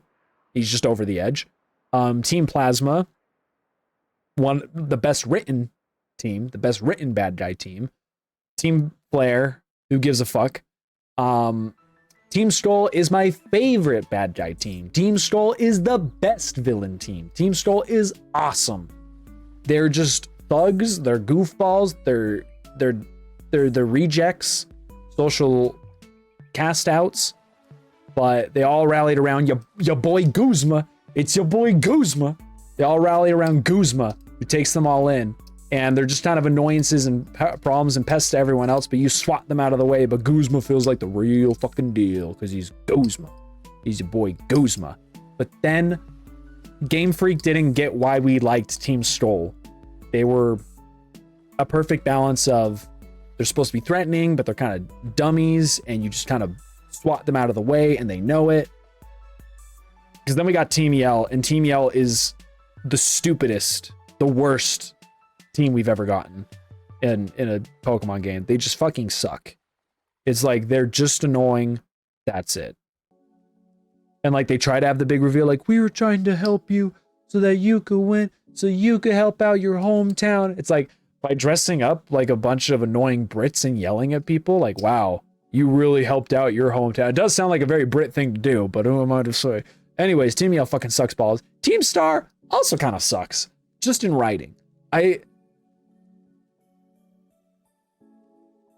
watched a video and I totally agreed with it recently where Team Star is too vague. They're just way too vague. Where it's like they're the bad kids, they're the bullies, they're bad kids, but you don't see them doing anything. They all just sit in their fucking camps and ditch class. Like whoa, oh they're so edgy. They ditch class. They ditch class and they go have campouts in the woods, even though literally everyone has been excused from their class to go and explore the region. So how? And I didn't go to classes until I already beat the game. So what's that say about me? Like, it's way too vague. Like everything at the very end is good. Everything at the very end when the star leaders come together with Penny, that's all great. The Penny battle is fun because of the music and because it's an evolution team. That's something we've always wanted to fight. It's what everyone's always wanted to play with at least once in a Pokemon playthrough. Everyone's thought about it, like I want to play through this game and just use evolutions. Well, then we finally fight someone who also uses evolutions, and it's really fun. And it's endearing. And the school commissioner, president guy, he's funny. I think he's funny. He's goofy. He's really goofy and hammy to like, just sort of like a little kid way. But his interactions were always got me to sort of smile at like, this guy's awesome. He's just so funnily written. But Team Star is the weakest, and it's just because I can't get behind the idea of like, oh, it's the antagonist team, not evil team at this time, but the antagonist team, and they're trouble and they're doing shit. And also their content was the most boring. It's like going and do the auto battling and then fight like, given the fight with the leaders was interesting because you had to fight the car, and the car had some limitations that didn't just let you cheese it, which in some ways annoyed me, but in other ways it's like, okay, yeah, they wanted to switch it up and they gave you an interesting battle. So that was cool. I like that. But overall, Star's the weakest. The gym challenges sucked. I didn't like any of the gym challenges. Most of them were buggy and also reminded you of the horrible low frame rate the rest of the world functions on. The battles, though, were pretty good. Some of them were pretty clever with their Terra, but not all of them. Honestly, the only one that like really did anything cool with its Terra form was the Electric Gym, because she had a Pokemon with Levitate. I think it was a Miss Magius, and she Terra'd it to an Electric, so it had no weaknesses. And it was like, oh, I can't just spam a super effective move and win on you. Now I need to like strategize a little bit more, just hit you with something strong. But at the end of the day, I just like sent out a really strong physical attacker and blasted her with like a steel type move or something like that. It was over. So it was like, oh, cool idea, bye. But anyways, gym battles, whatever. Some of the gym leaders were like super forgettable. Be honest with yourself. The only gym leader you remember, like truly remember, because all of the rest of them, you might remember them like visually, you might like see them in your head as like, there was a gym leader that looked like that. But the only gym leaders you actually remember are Larry, because it's Larry, the Twitch streamer, because she's an annoying VTuber, and maybe the Ghost Gym rapper girl, because she's sick. But the rest of them are just kind of like, what's your personality? What are you doing? Like, it's crazy how you only meet gym leaders for like a fraction of a second in the previous generations, but they just stuck with you for some reason. And I really don't know why that is. And I don't want to say it's nostalgia because what would I do as a kid? Go and sit in the gym, not do anything with the gym leader and be like, wow, that's the gym leader. And that's why they stuck with me forever. No, it's because they were memorable. Like, it's just the few lines of dialogue. They would say something to say like how they filled. Yeah, Erica. Even like Erica, I feel like a lot of people be like, oh, Erica's like the most boring gym leader of Gen 1. But like, Erica's very memorable to me. Like, I think of all the Gen 3 gym leaders. Maybe it's because of the anime, but even then, like, I think about Gen 4 and 5, where I watched the anime a little bit for Gen 4, but Gen 5 did not watch the anime. Didn't give a fuck. I did not like the Gen 5 anime after the first few episodes. Like, I'm not watching this shit. So I just played Gen 5, and I remember those gym leaders exceptionally because they all show up at the end to like fight with you, and it's extremely memorable. Like, how could you not remember that and remember all of them? Gen 6's gym leaders, I could not name a single one for you if my life depended on it. If you pointed a gun at my fucking head, I could not tell you the name of any Gen 6 gym leader. I know some of their character designs, but I do not know any of their names. Couldn't help you. And I barely remember some of their models. Like, there's a couple that I forget about constantly. I'm like, oh yeah, that was a gym leader in Gen 6, huh? Gen 7, because it was such a switch up, I remember them. And they were all written pretty well. All the Island Kahunas, they were really good. Like, the Island Kahunas were awesome in Sun and Moon. Super, super memorable and great. My favorite is still the Dark type guy. The like retired cop who like has kind of given up on fixing, like stopping Team Stoll and things just can't get better. He's sort of like just dejected. But you sort of give him some, even though he's still kind of nihilistic, you give him that little bit of hope to start caring and being involved again. And I just love that. And then Sword and Shield, everyone's wearing a soccer outfit, but somehow, like, I guess I still remember them. There was enough interaction with them in in Sword and Shield where I was like, okay, I still can place like my finger on you. Plus it makes you fight them again, so maybe that helps. Also probably due to the fact that there's nothing else happening in that game that I'm able to remember them more easily. But in Scarlet and Violet, there are a handful of really good characters, so I feel like the gym leaders being a little plain and simple makes them really forgettable. Very, very forgettable. And then the Elite Four is okay, except when I fought the Elite Four, there's a really funny bug where when you start a battle in Scarlet and Violet, and the music starts, and it's like, trainer so-and-so wants to battle. And it'll sit there on a frozen frame of them like holding their Pokeball, smiling at the camera, whatever. And the music will sometimes stay on a certain loop until you hit A and they send out their Pokemon and the battle officially starts, and then it will skip that loop and play the song in full. There was a bug with the Elite Four where the song would just stay on that preliminary loop. Just the very, very, very, very, very basic loop, and you wouldn't hear the actual song in the battles. And that happened to me. And I was like, damn, this is the most boring Elite Four song I've ever heard in my life. It's because the game bugged out, so I couldn't even hear what the actual fucking song was. So after that, I then get to the champion, who is the worst champion ever. Ever. The Scarlet and Violet champion. I'm not talking about your rival, because they say like, oh, she's a champion ranked. But she's your rival. She's not the champion. When you fight the region champion, I don't even remember her name, but she has the dumb hair, and she's that dumb rock poison Pokemon from Area Zero. Her team sucks, and she fucking sucks. And the whole time she's like, has this like presence of like, oh, I'm professional, but deep down, I want to crush everyone mercilessly in battle. It's like, bitch, you can't do that with a team like this. Who the fuck you playing? Your team is ass. This team is shit. Her team is so bad. Her team is actually so bad. Lance with 3 Dragonites is more threatening than her, because at least Dragonite's a pseudo legendary Pokemon. Her team's just garbage. Let's look up her team. What the fuck is the name of her team? Let's see. Pokemon Scarlet Champion. Oh, and that's the other thing. You have to answer the stupid championship assessment questions. Like, what the fuck are we doing here, dude? Let me in. Let me fight. Who gives a fuck? This team is shit, dude. This team is fucking trash for a champion. What do you mean? King Gambit is the real fucking deal on this team. Like, this should have been her ace, King Gambit. But she ends with Glimwar, who's supposed to be a setup Pokemon who sets up hazards and problems before it goes out because it's tanky. Espithra, who I'm pretty sure the psychic gym leader used.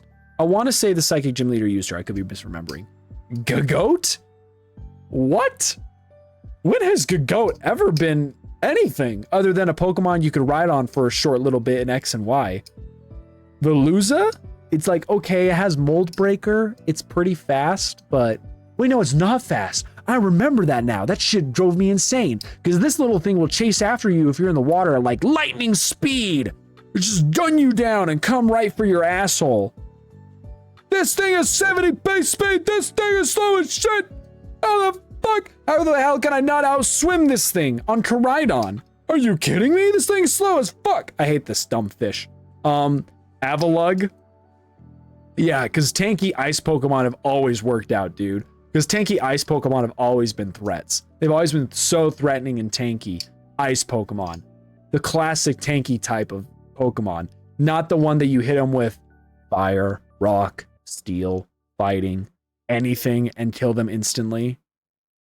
King Gambit's the only scary thing here. And it should have been her last Pokemon that she sends out. Horrible champion. Horrible team. Gym Challenge is the most forgettable gym challenge ever. And I only say that over X and Y because I'm counting the Elite Four and the Champion. The Elite Four and the Champion for X and Y were a little bit more memorable for me than this slop. And the only reason this is memorable is because Larry was there. That's the only reason that this was really, truly memorable is that Larry was there. Okay? But then there's the good story. And there's the really fucking good story. Because then we get to Arven. And Arven's story is fantastic. The dude just wants to save his dog. And the moment that I saw the dog in like the second cutscene, I dropped everything. I didn't give a single fuck about Team Star. I didn't give a fuck about my gym badges.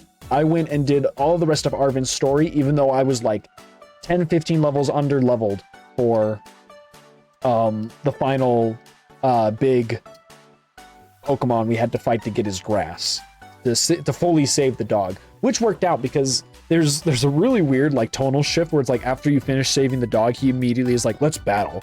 I know that he just like was resting and everything, but he ate the grass, so he feels good again. We just saved my dog from being a blind, limp potato. Now beat the fucking shit out of it with your animals. Like it is not, it doesn't totally work. Like there should have been a space and time where we wouldn't fight him, but that did happen for me because since I speed ran his route, and his Pokemon were like level 60 something and mine were 40 something, I was like, okay, I'm coming back to see you later, dude. So it actually did work out for me tonally in my playthrough, but that part of it's goofy. But Arven's story is great. The little subtle details, and then it all plays into the Area Zero story. The Area Zero story is realistically only like an hour or two of content. It's just that hour or two of content is so mystifying and incredible that it is S tier worthy. It is fantastically done. It builds off of elements that were revealed to us and hinted at us throughout Arven's story. And it's just fantastic. The problem is I think people look at that like that like 1 or 2 hours of story and they're like, oh, this whole game is great. Like the whole story is amazing. It's all so good. So good. It's like, oh, this is the best story in a Pokemon game. It's like, it's really good. It's really, really good. Really fucking good. It's only an hour or two long. It's only an hour or two long. In order to get to it, you have to go through very mid Team Star content. You have to go through a very half-baked gym challenge. A really good Arven story, but that's like in another Pokemon game that'd have been a side story.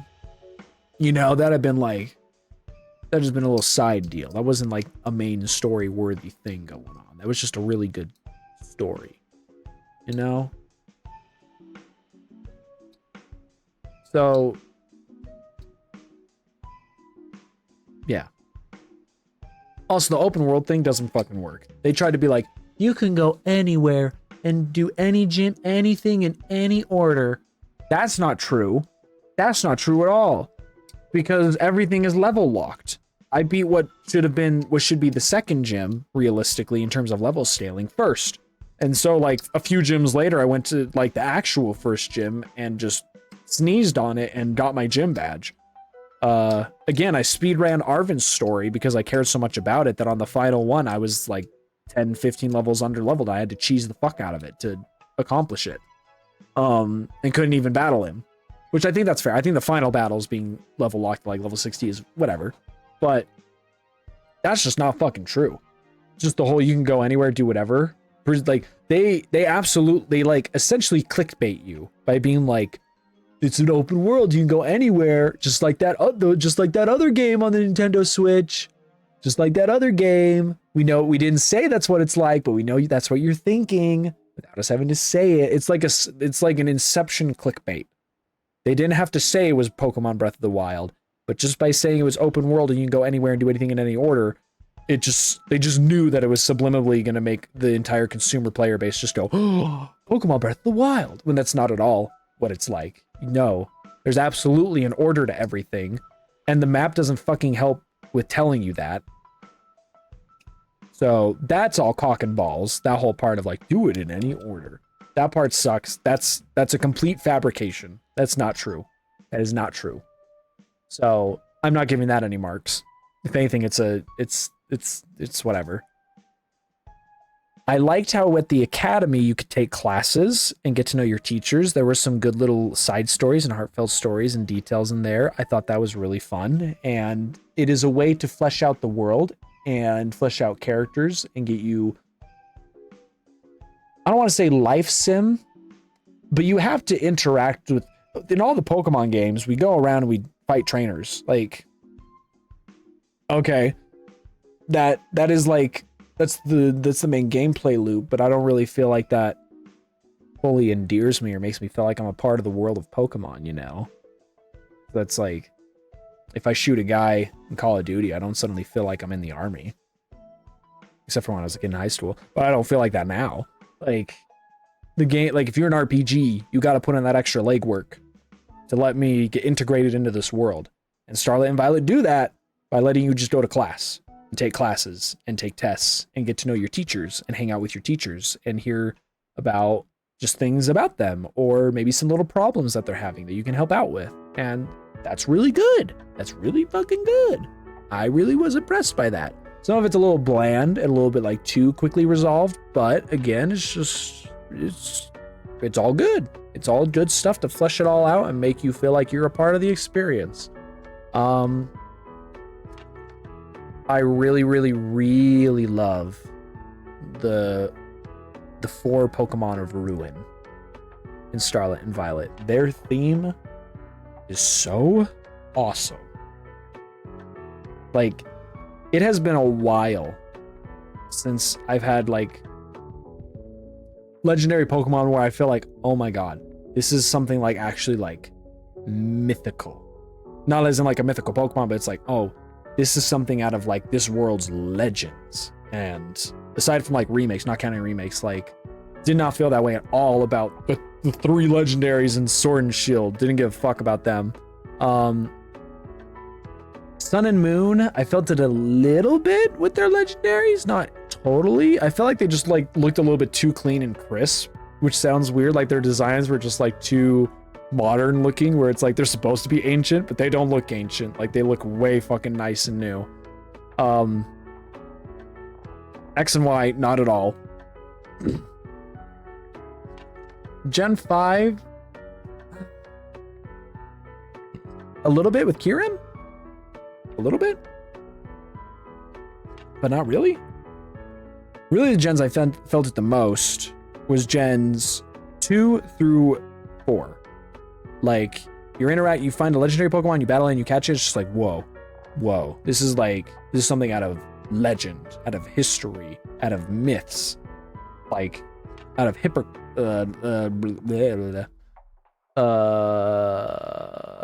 why can't I think of the word? It's late and I've been talking too much.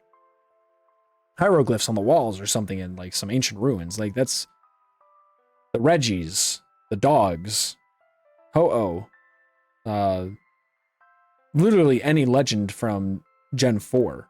Like that is the feeling you get with those legendaries. And that feeling was just completely lost for a long time for me until we got the Legends of Ruin, or the Pokemon of Ruin. I'll listen to their theme real quick, because their theme is Treasures of Ruin. That's their official name.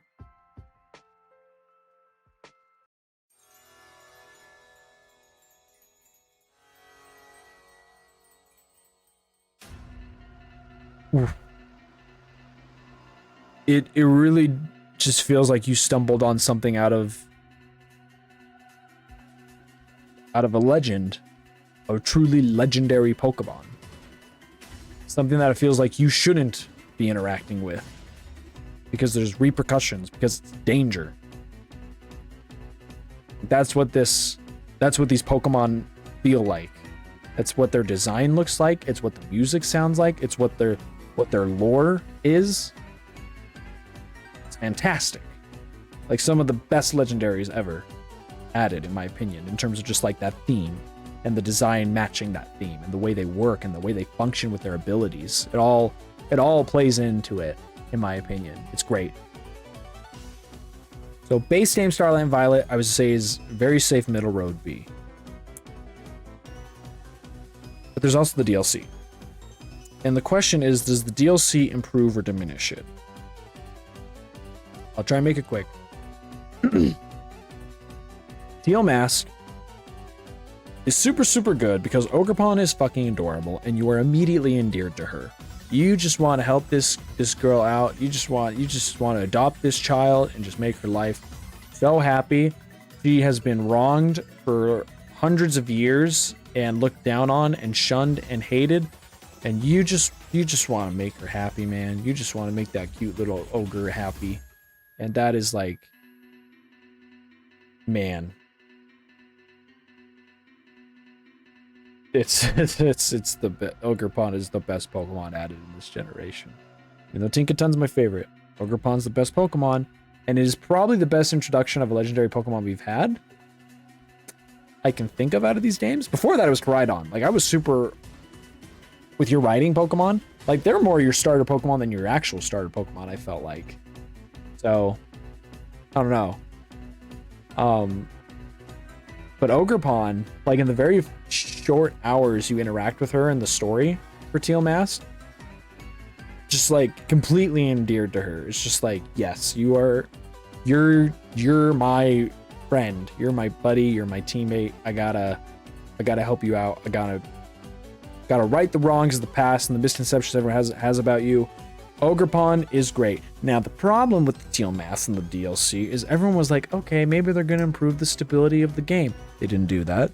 Didn't do that fucking all. In fact, it got worse. There is specifically a location in the very center of the Teal Mask DLC where it is the worst it has ever possibly been with any Pokemon or Nintendo game in terms of frame rate and stability, just completely going out the window. Just like unbearable lag. Like critical amounts of lag. It is insane. The frames just become non-existent. So that was a huge L. They didn't fix that at all. So it's like, hey, really great short story, like really to the point. It's like nail on the head. Give us a new Pokemon. Make me just love this Pokemon to death and willing to do anything for this Pokemon. Game runs so bad. Somehow worse than before. But then you do that. You save Ogerpon and like you battle, like you save her rep. You catch her. You have a really epic battle with her when she switches between her masks. And then you're just kind of done.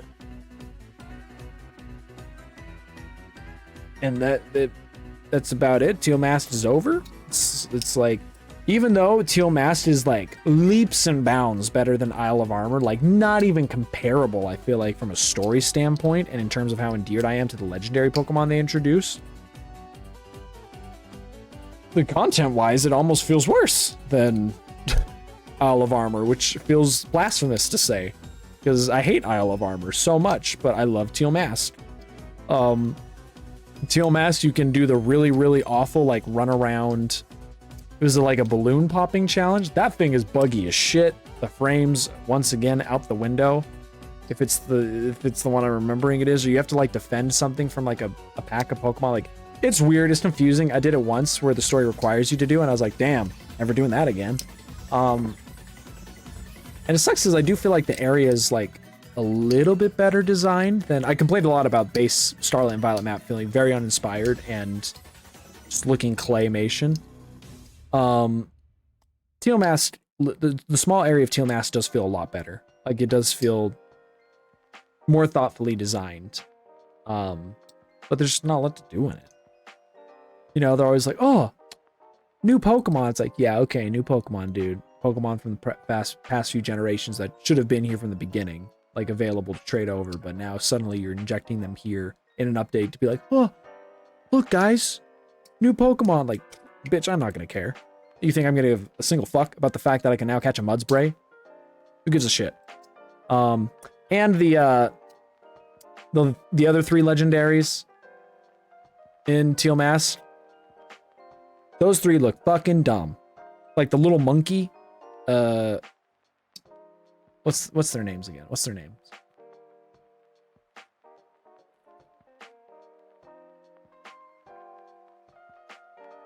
Let's see, this is where's the Pokedex?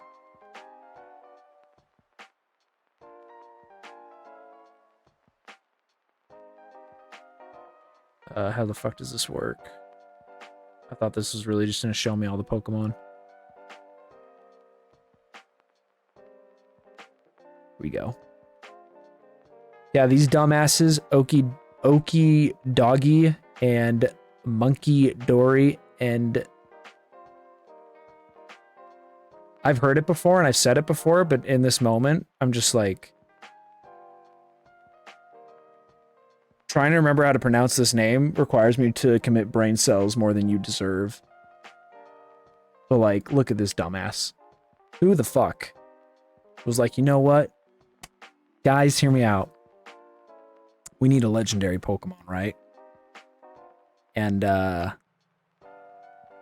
we need people to take it seriously because it's like a bad guy. It's not good vibes, no good vibes, killed a man, right? We need it to just look a little sinister and like you hate it. Dude, the fuck is wrong with this guy's hairline? LeBron James has a better hairline than this guy. What is this? This Pokemon's balding and I'm supposed to take this thing seriously? This thing's ugly as shit. This thing looks awful. So yeah, those 3 legendaries in Teal Mask, waste of time. Awful. Just fuck those things. They were just, yes, exactly. Just those 3 legendaries, dumb. Honestly, Teal Mask is like a C or a D rank DLC.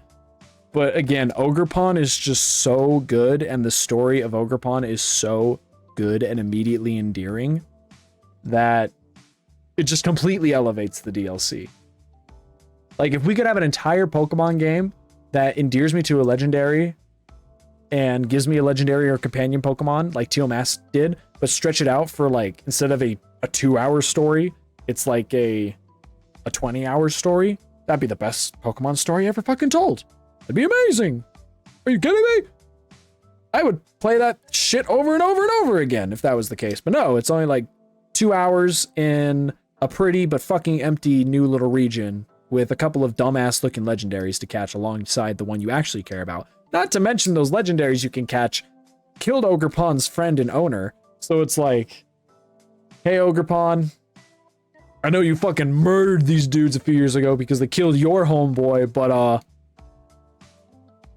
they're kind of good in comps.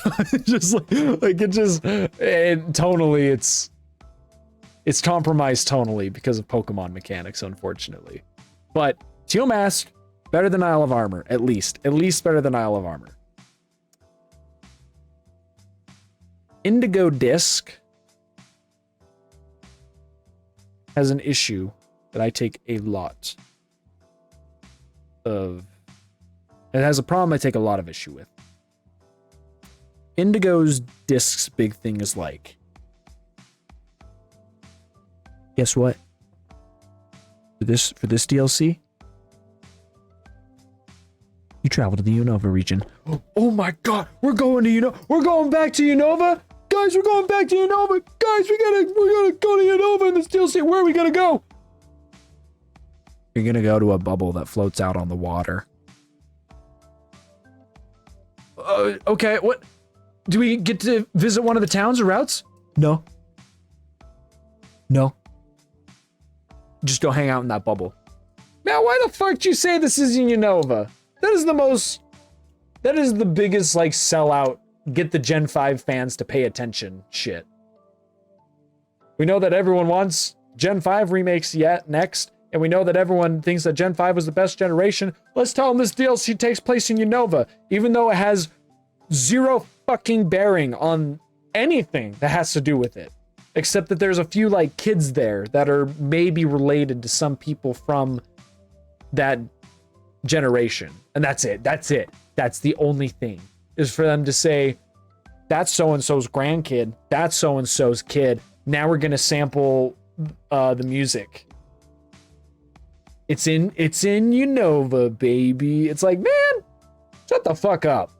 Shut the fuck up. You just did that because you know that people don't give a fucking rat's ass about this generation and this region. You just did it to clickbait everyone into buying into the best generation in terms of game quality. So,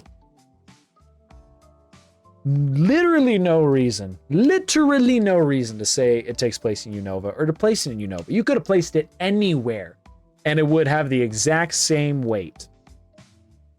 Now, gotta take a sip for this. The biggest strength of the Indigo Disc is that it is a continued story from Teal Mast. You have to beat Teal Mast first before you can go into Indigo Disc because you have a new rival. Kiren.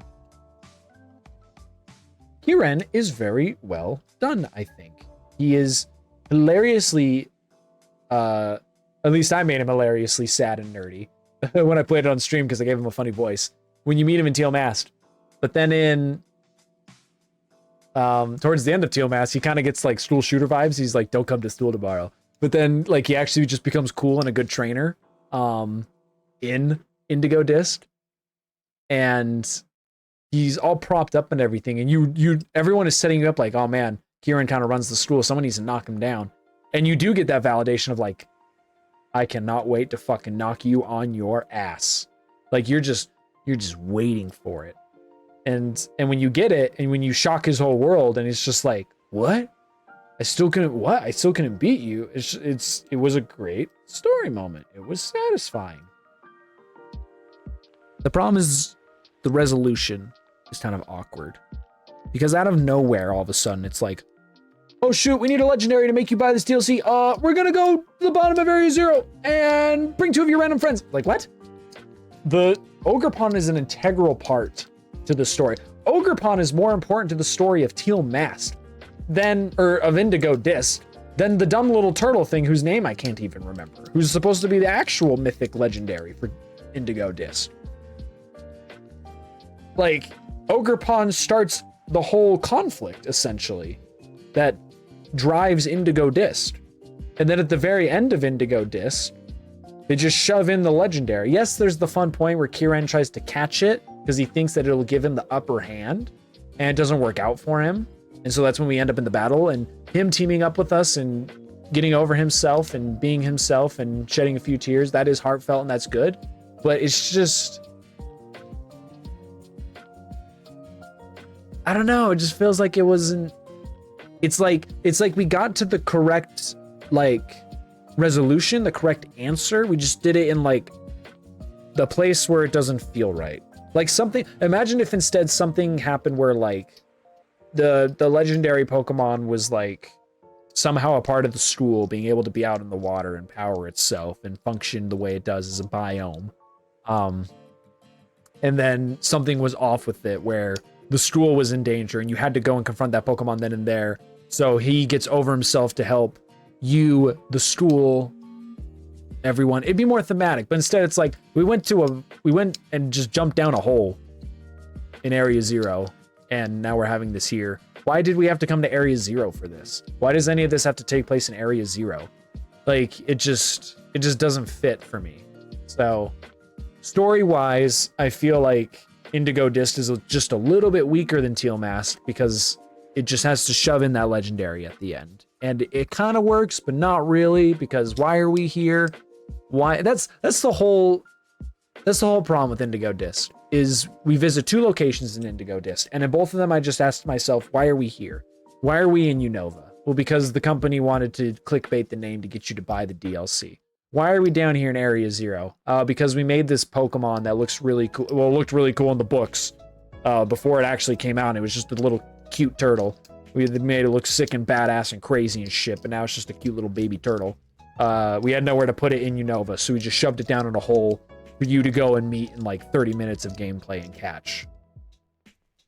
And have 0 emotional attachment to compared to Ogerpon. Because that's the thing, at the end of the day, the turtle's gotta be weighed up against Ogerpon. And baby, you ain't Ogerpon. Ain't no one Ogerpon. I don't give a single fucking shit about that dumb turtle compared to Ogerpon. You're not my daughter. You're not my daughter. You are not my daughter. That turtle is my kid's school project where he had to take care of the class turtle for the weekend. That's what that turtle is. I don't give a shit about it. And at the end of the day, it's got to live in Ogerpon's shadow. So. But overall, Teal Mask and Indigo Disc are so much better than Isle of Armor and Crown Tundra. Crown Tundra, more like Crown Turdra. Anyways. And I thought the Ogerpon story was like infallible. It was so well written and well implemented until they decided to fucking ruin it. They fucking ruined it with the stupid Petchant. What is his name? What is this dumbass's little name?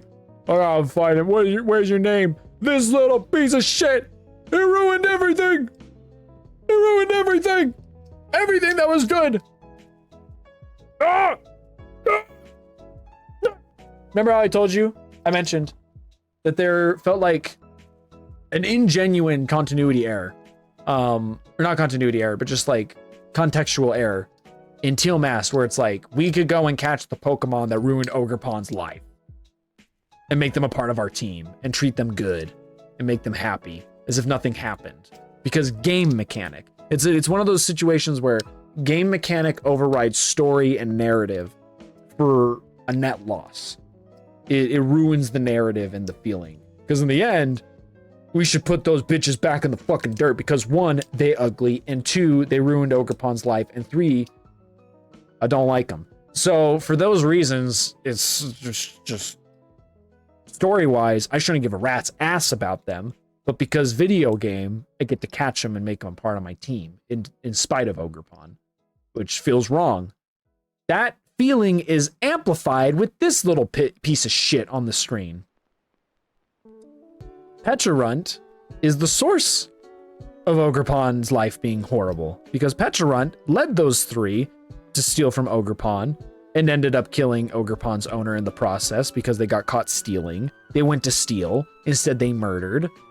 And some people try to be, and Kendo's not here to say that because I know she will, but I've seen people do this too where they're like, but they're animals. But they're animals. But they're animals. They're not animals. They're Pokemon. They're not animals in that sense. They have expressed multiple times in multiple stories, in the shows, in the games, in the manga, in everything, that Pokemon are intelligent creatures, that they have morals, that they're not just some dumb dog working off of instincts. These people killed, these animals killed Ogerpon's owner and ruined Ogerpon's life. And this little bastard is the source of it. So what do? We catch it. We catch it. It mind controls a whole bunch of people to get up to do its bidding. So we catch it. We catch it. This is the source of everything bad that has happened to Ogerpon. But it's a mythic. I want to add it to my collection. Completely sits on the narrative of Teal Mask. Completely! Unless it was that it was not really a Pokemon directly in a sense, but just some sort of instigating force. Like, that's the idea, right? Is that this is the instigating force. If it was that this thing was just pure evil, and maybe not even a Pokemon, like a person, and that person drove the three to go and steal from Ogerpon and ended up having to kill Ogerpon's owner. And we would confront that issue and that source and that problem in this little side story. That would be great. That would be fantastic. Because then it would be like, oh, even though those three, the loyal three, that's what they are. Even though the loyal three, you know, it feels a little wrong to just catch them and add them to your party, you know, even though they killed Ogerpon's friend. Maybe they were forced to do it by an evil person, you know, maybe, maybe it's not so bad. Maybe they were just wronged, you know? And then you can just beat up that bad guy and everything could be fine. No, they times it by 10 by saying, no, they definitely did it of their own free will. And this little bastard's the ringleader. No, they retroactively ruined Teal Mask for me. Like before it was like, I have a little gripe about the loyal three, but it's video game mechanic overriding narrative, which is an unfortunate thing in a collectathon game. This takes it to the extreme. They just do it again. And it's even worse because they show it mind controlling a whole village and your friends and everything. And when you send out Ogerpon to fight this thing, she is livid. She's fucking pissed. And he's scared because he knows he fucked up. I don't care what Game Freak tries to sell me on their fake narrative. I don't care when people try to be like, they're animals. These things have morals. They're aware of what they're doing. They're not stupid, dumbass pieces of shit that like can't even comprehend a moral thought and just work off instincts. This thing's a bastard. I don't like it. And they retroactively hurt the narrative. So at the end of the day, Scarlet and Violet are good games, but are so flawed in spite of being a good game. It's flawed in spite of being a good game. It's a good game in spite of being heavily flawed. It is constantly at war with itself to be setting trends for the future standards of what Pokemon games should be and completely reverting in on itself of like narrative intelligence and video game, like proper coding of a video game. It's just the middle of the ground. I still think people should consider experiencing it. If they were to come and ask me, like, should I buy the new Pokemon game? I would straight up tell them it's the best and the worst Pokemon game ever. And just those two sides constantly fighting for supremacy, put it right in the middle. I can't put it in D tier because of all of the graphical issues and feel good knowing that I'm throwing Ogerpon in D tier, but I can't put it in S tier knowing that I'm putting the star route in S tier, because that shit's not going in S tier, Buster. You think I'm putting the Team Star story route in S tier? You're out of your fucking mind. Oh my god, are we crazy? Are we all on crazy pills if we all think the star route is S tier? Who are we fooling? I mean, come on. Who do you think I am? Who are we kidding?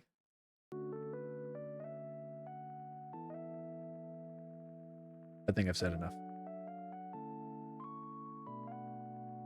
To reiterate, briefly, this shit should not exist. It is garbage. This is an insult to the player and the consumer. This is an insult to children. These are what started it, and they were S tiers at the time, but they weren't made very well. They're a little buggy, they're a little silly, and they're horribly, horribly balanced out of all these games. So over time, they have not aged well. These games are too easy, and there's no post-game. This game is paced like shit. There's a lot of good stuff, but you have to suffer a lot to get to the good stuff.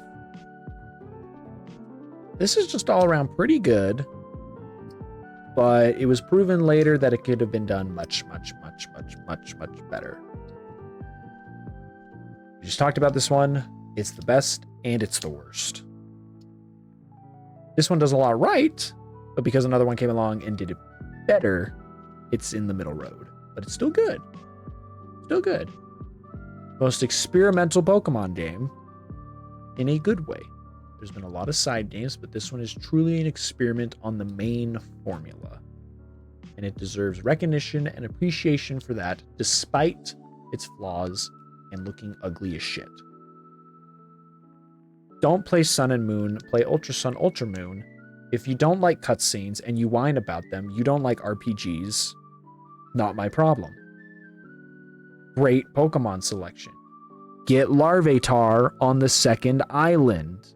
Good selection. Gen 2. I don't need to say anything other than that. Gen 2, A tier. Gen 1, but good, A tier. Gen 3, but with a twist. But missing the things that make Emerald S tier. And it's a bit too easy. But still really good, A tier. And then there's the S tier. The tier that everyone should play these games. Heart Gold, Soul Silver. Gorgeous. Perfect vibes. Amazing. Immaculate way to return to a region. While there are things they could have done to make it even better, they still went so far beyond and did so much that I can't really complain. Black and White. Its biggest flaw is just that you're limited to the 150 Pokemon, but once you're past that point and you look past that, story's amazing. One of the, if not the best story in a Pokemon game ever, period.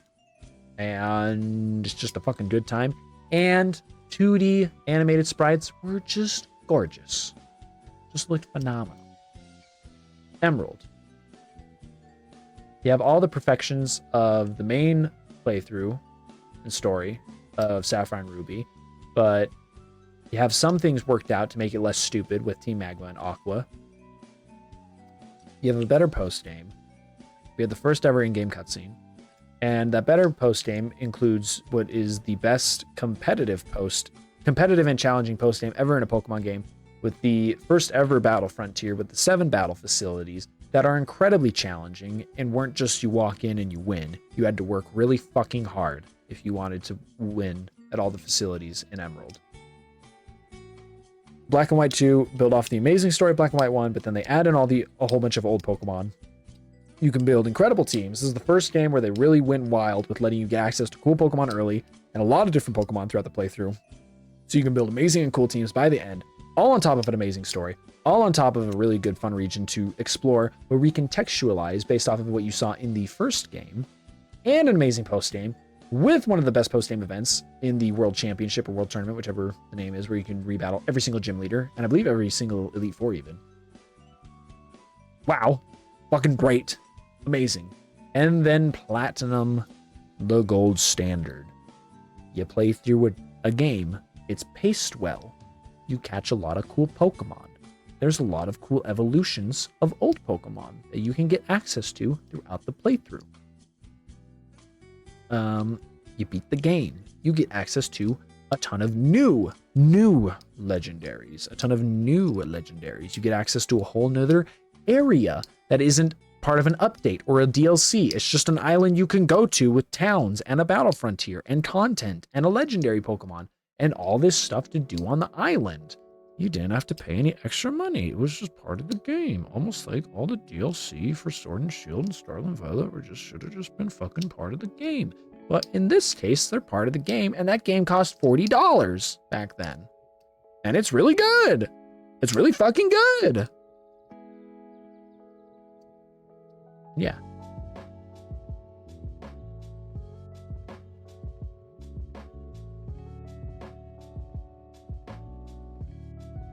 That's not even everything I wanted to say about these games. I just had to say it quick. It's short. Keep it quick and short. Be fast. I can still say so much more. I could be here for another couple of hours talking about each individual game even more, going into even more context. But for the sake of a tier list, this is where I feel good. And in terms of my personal tier list, the only thing, like in terms of like what I personally love, the only thing I would change is just that right there. That's it. That's my personal list, is that it's all this Heart Gold, Soul Silver on the very top because that's my favorite game. That's my favorite game. So, objective list, personal, maybe Emerald over Black and White too. I just really, really love Emerald. My personal list. This is personal list.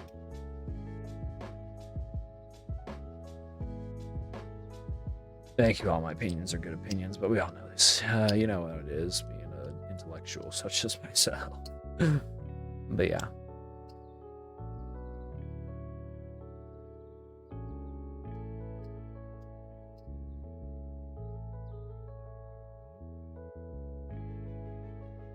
Yeah. Pair that with the tier list, with my tier list of my actual Pokemon, and I think it'll tell you a lot of shit. I guarantee you. I have to look back. I didn't even...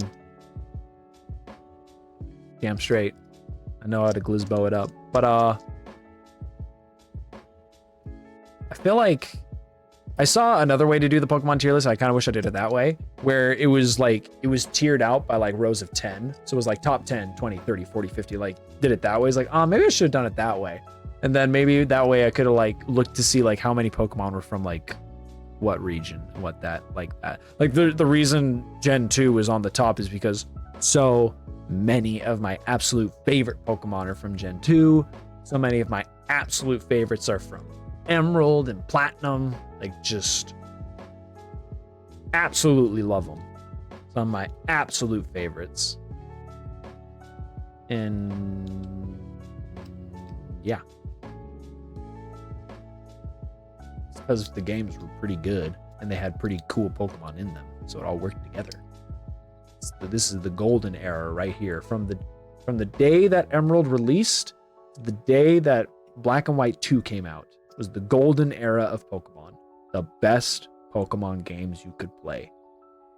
Technically, you could say when Fire Red and Leaf Green came out, because I think Fire Red and Leaf Green came out before Emerald. It was Sapphire, Ruby, Fire Red, Leaf Green, and then Emerald. I think. I could be wrong on that, but you could say from whichever of these two came first. From that to this. Or to this. From the midway point of the Game Boy Advance to the end of the DS before 3DS. Golden era. Best Pokemon games. That's it. End of story. If you had only played those games and didn't play anything else, you'd probably think that Pokemon was... You'd think like I thought, that Pokemon was the greatest thing ever made. And the best franchise on Earth. And that they could do no wrong. Then they started making games on the Switch, and then your opinion changes. But, for the time being, those games just give that feeling. And fill you with that hope. Because Pokemon is just that fucking good. It's the most simple concept and gameplay loop that I don't think they have to do a whole lot to clearly make. And that's not totally a knock. Like they don't have to do a whole lot to make it satisfying. Like Gold and Silver, very, very simple games. Extremely simple. Like barely a story, like not even a story. There's just like little stories as you go through the game, as you go through your adventure. But all of it just entwined and working together based off that simple loop just makes it an irreplaceable experience. So it's just a matter of when they decide they want to exercise the effort on those simple loops and ideas to try and make something good. But yeah.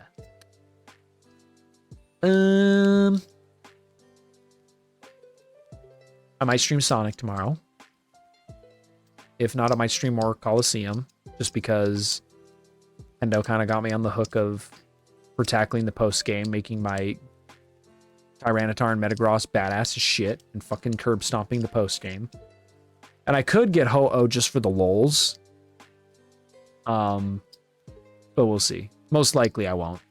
Kind of have to figure out what I want to do stream-wise before Dawn Trail comes out. If I even want to do anything stream-wise. I might kind of back off games for a wee bit just to be like, okay, I'm about to sell my soul back to Final Fantasy XIV, so let's just calm down for a little bit. Let's just calm down before we go all in, balls out for Dawn Trail, because you know it's going to happen. Day one, I don't even know when I'm going to do day 1. I'm going to stream it, even though I know no one's going to watch. I'm going to stream it like I did for Endwalker. That way I just have, like, my playthrough. You know? I can just always look back at it and see the moments where I was, like, hyped or sad or mad or anything like that. So, but I might just start out leveling Viper because I'm so fucking hyped for Viper. That's neither here nor there. Anyways, yeah, I'll be back with, and that's the other thing is I'm home alone right now. So I can be extremely loud and pissed. I can be extremely loud and pissed off about Sonic Heroes for the next couple of days if I stream that. So I'll probably stream that a little bit. If not, work on my 2023 video, which is fairly close to getting to the stages where it's at the easy point of editing and compiling. So I just need to get the ball rolling back on that. So, but okay. Yeah, no, I don't expect like anyone to watch when I'm playing Dawn Trail. This is just what it is. We're streaming it for me. I'm not streaming it for people to come in and hang out and watch me play through the whole story and react. It's more just for me. It's really just for me to have that forever. So, which is honestly the reason I stream any game. It's just so I can have my reaction forever. I can always look back to see like how did I initially respond to something special or that blew me away in a game that I loved. And yeah, like Xenoblade 3 or Baldur's Gate now. Now I can look back at Baldur's Gate.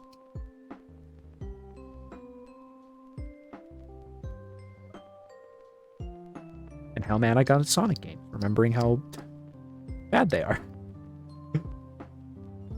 But yeah. Okay. I'm gonna go get ready for bed and get the dogs ready for bed. Thank you for coming and hanging out for the last bit. You tagged out with Kendo, right when Kendo left, and I was like, okay, I'm just gonna talk to myself now about Pokemon just so I can finish this. You showed up out of the blue, my savior. So thank you. Have a good night. Bye-bye. And never forget that the games on the D tier and down are all rated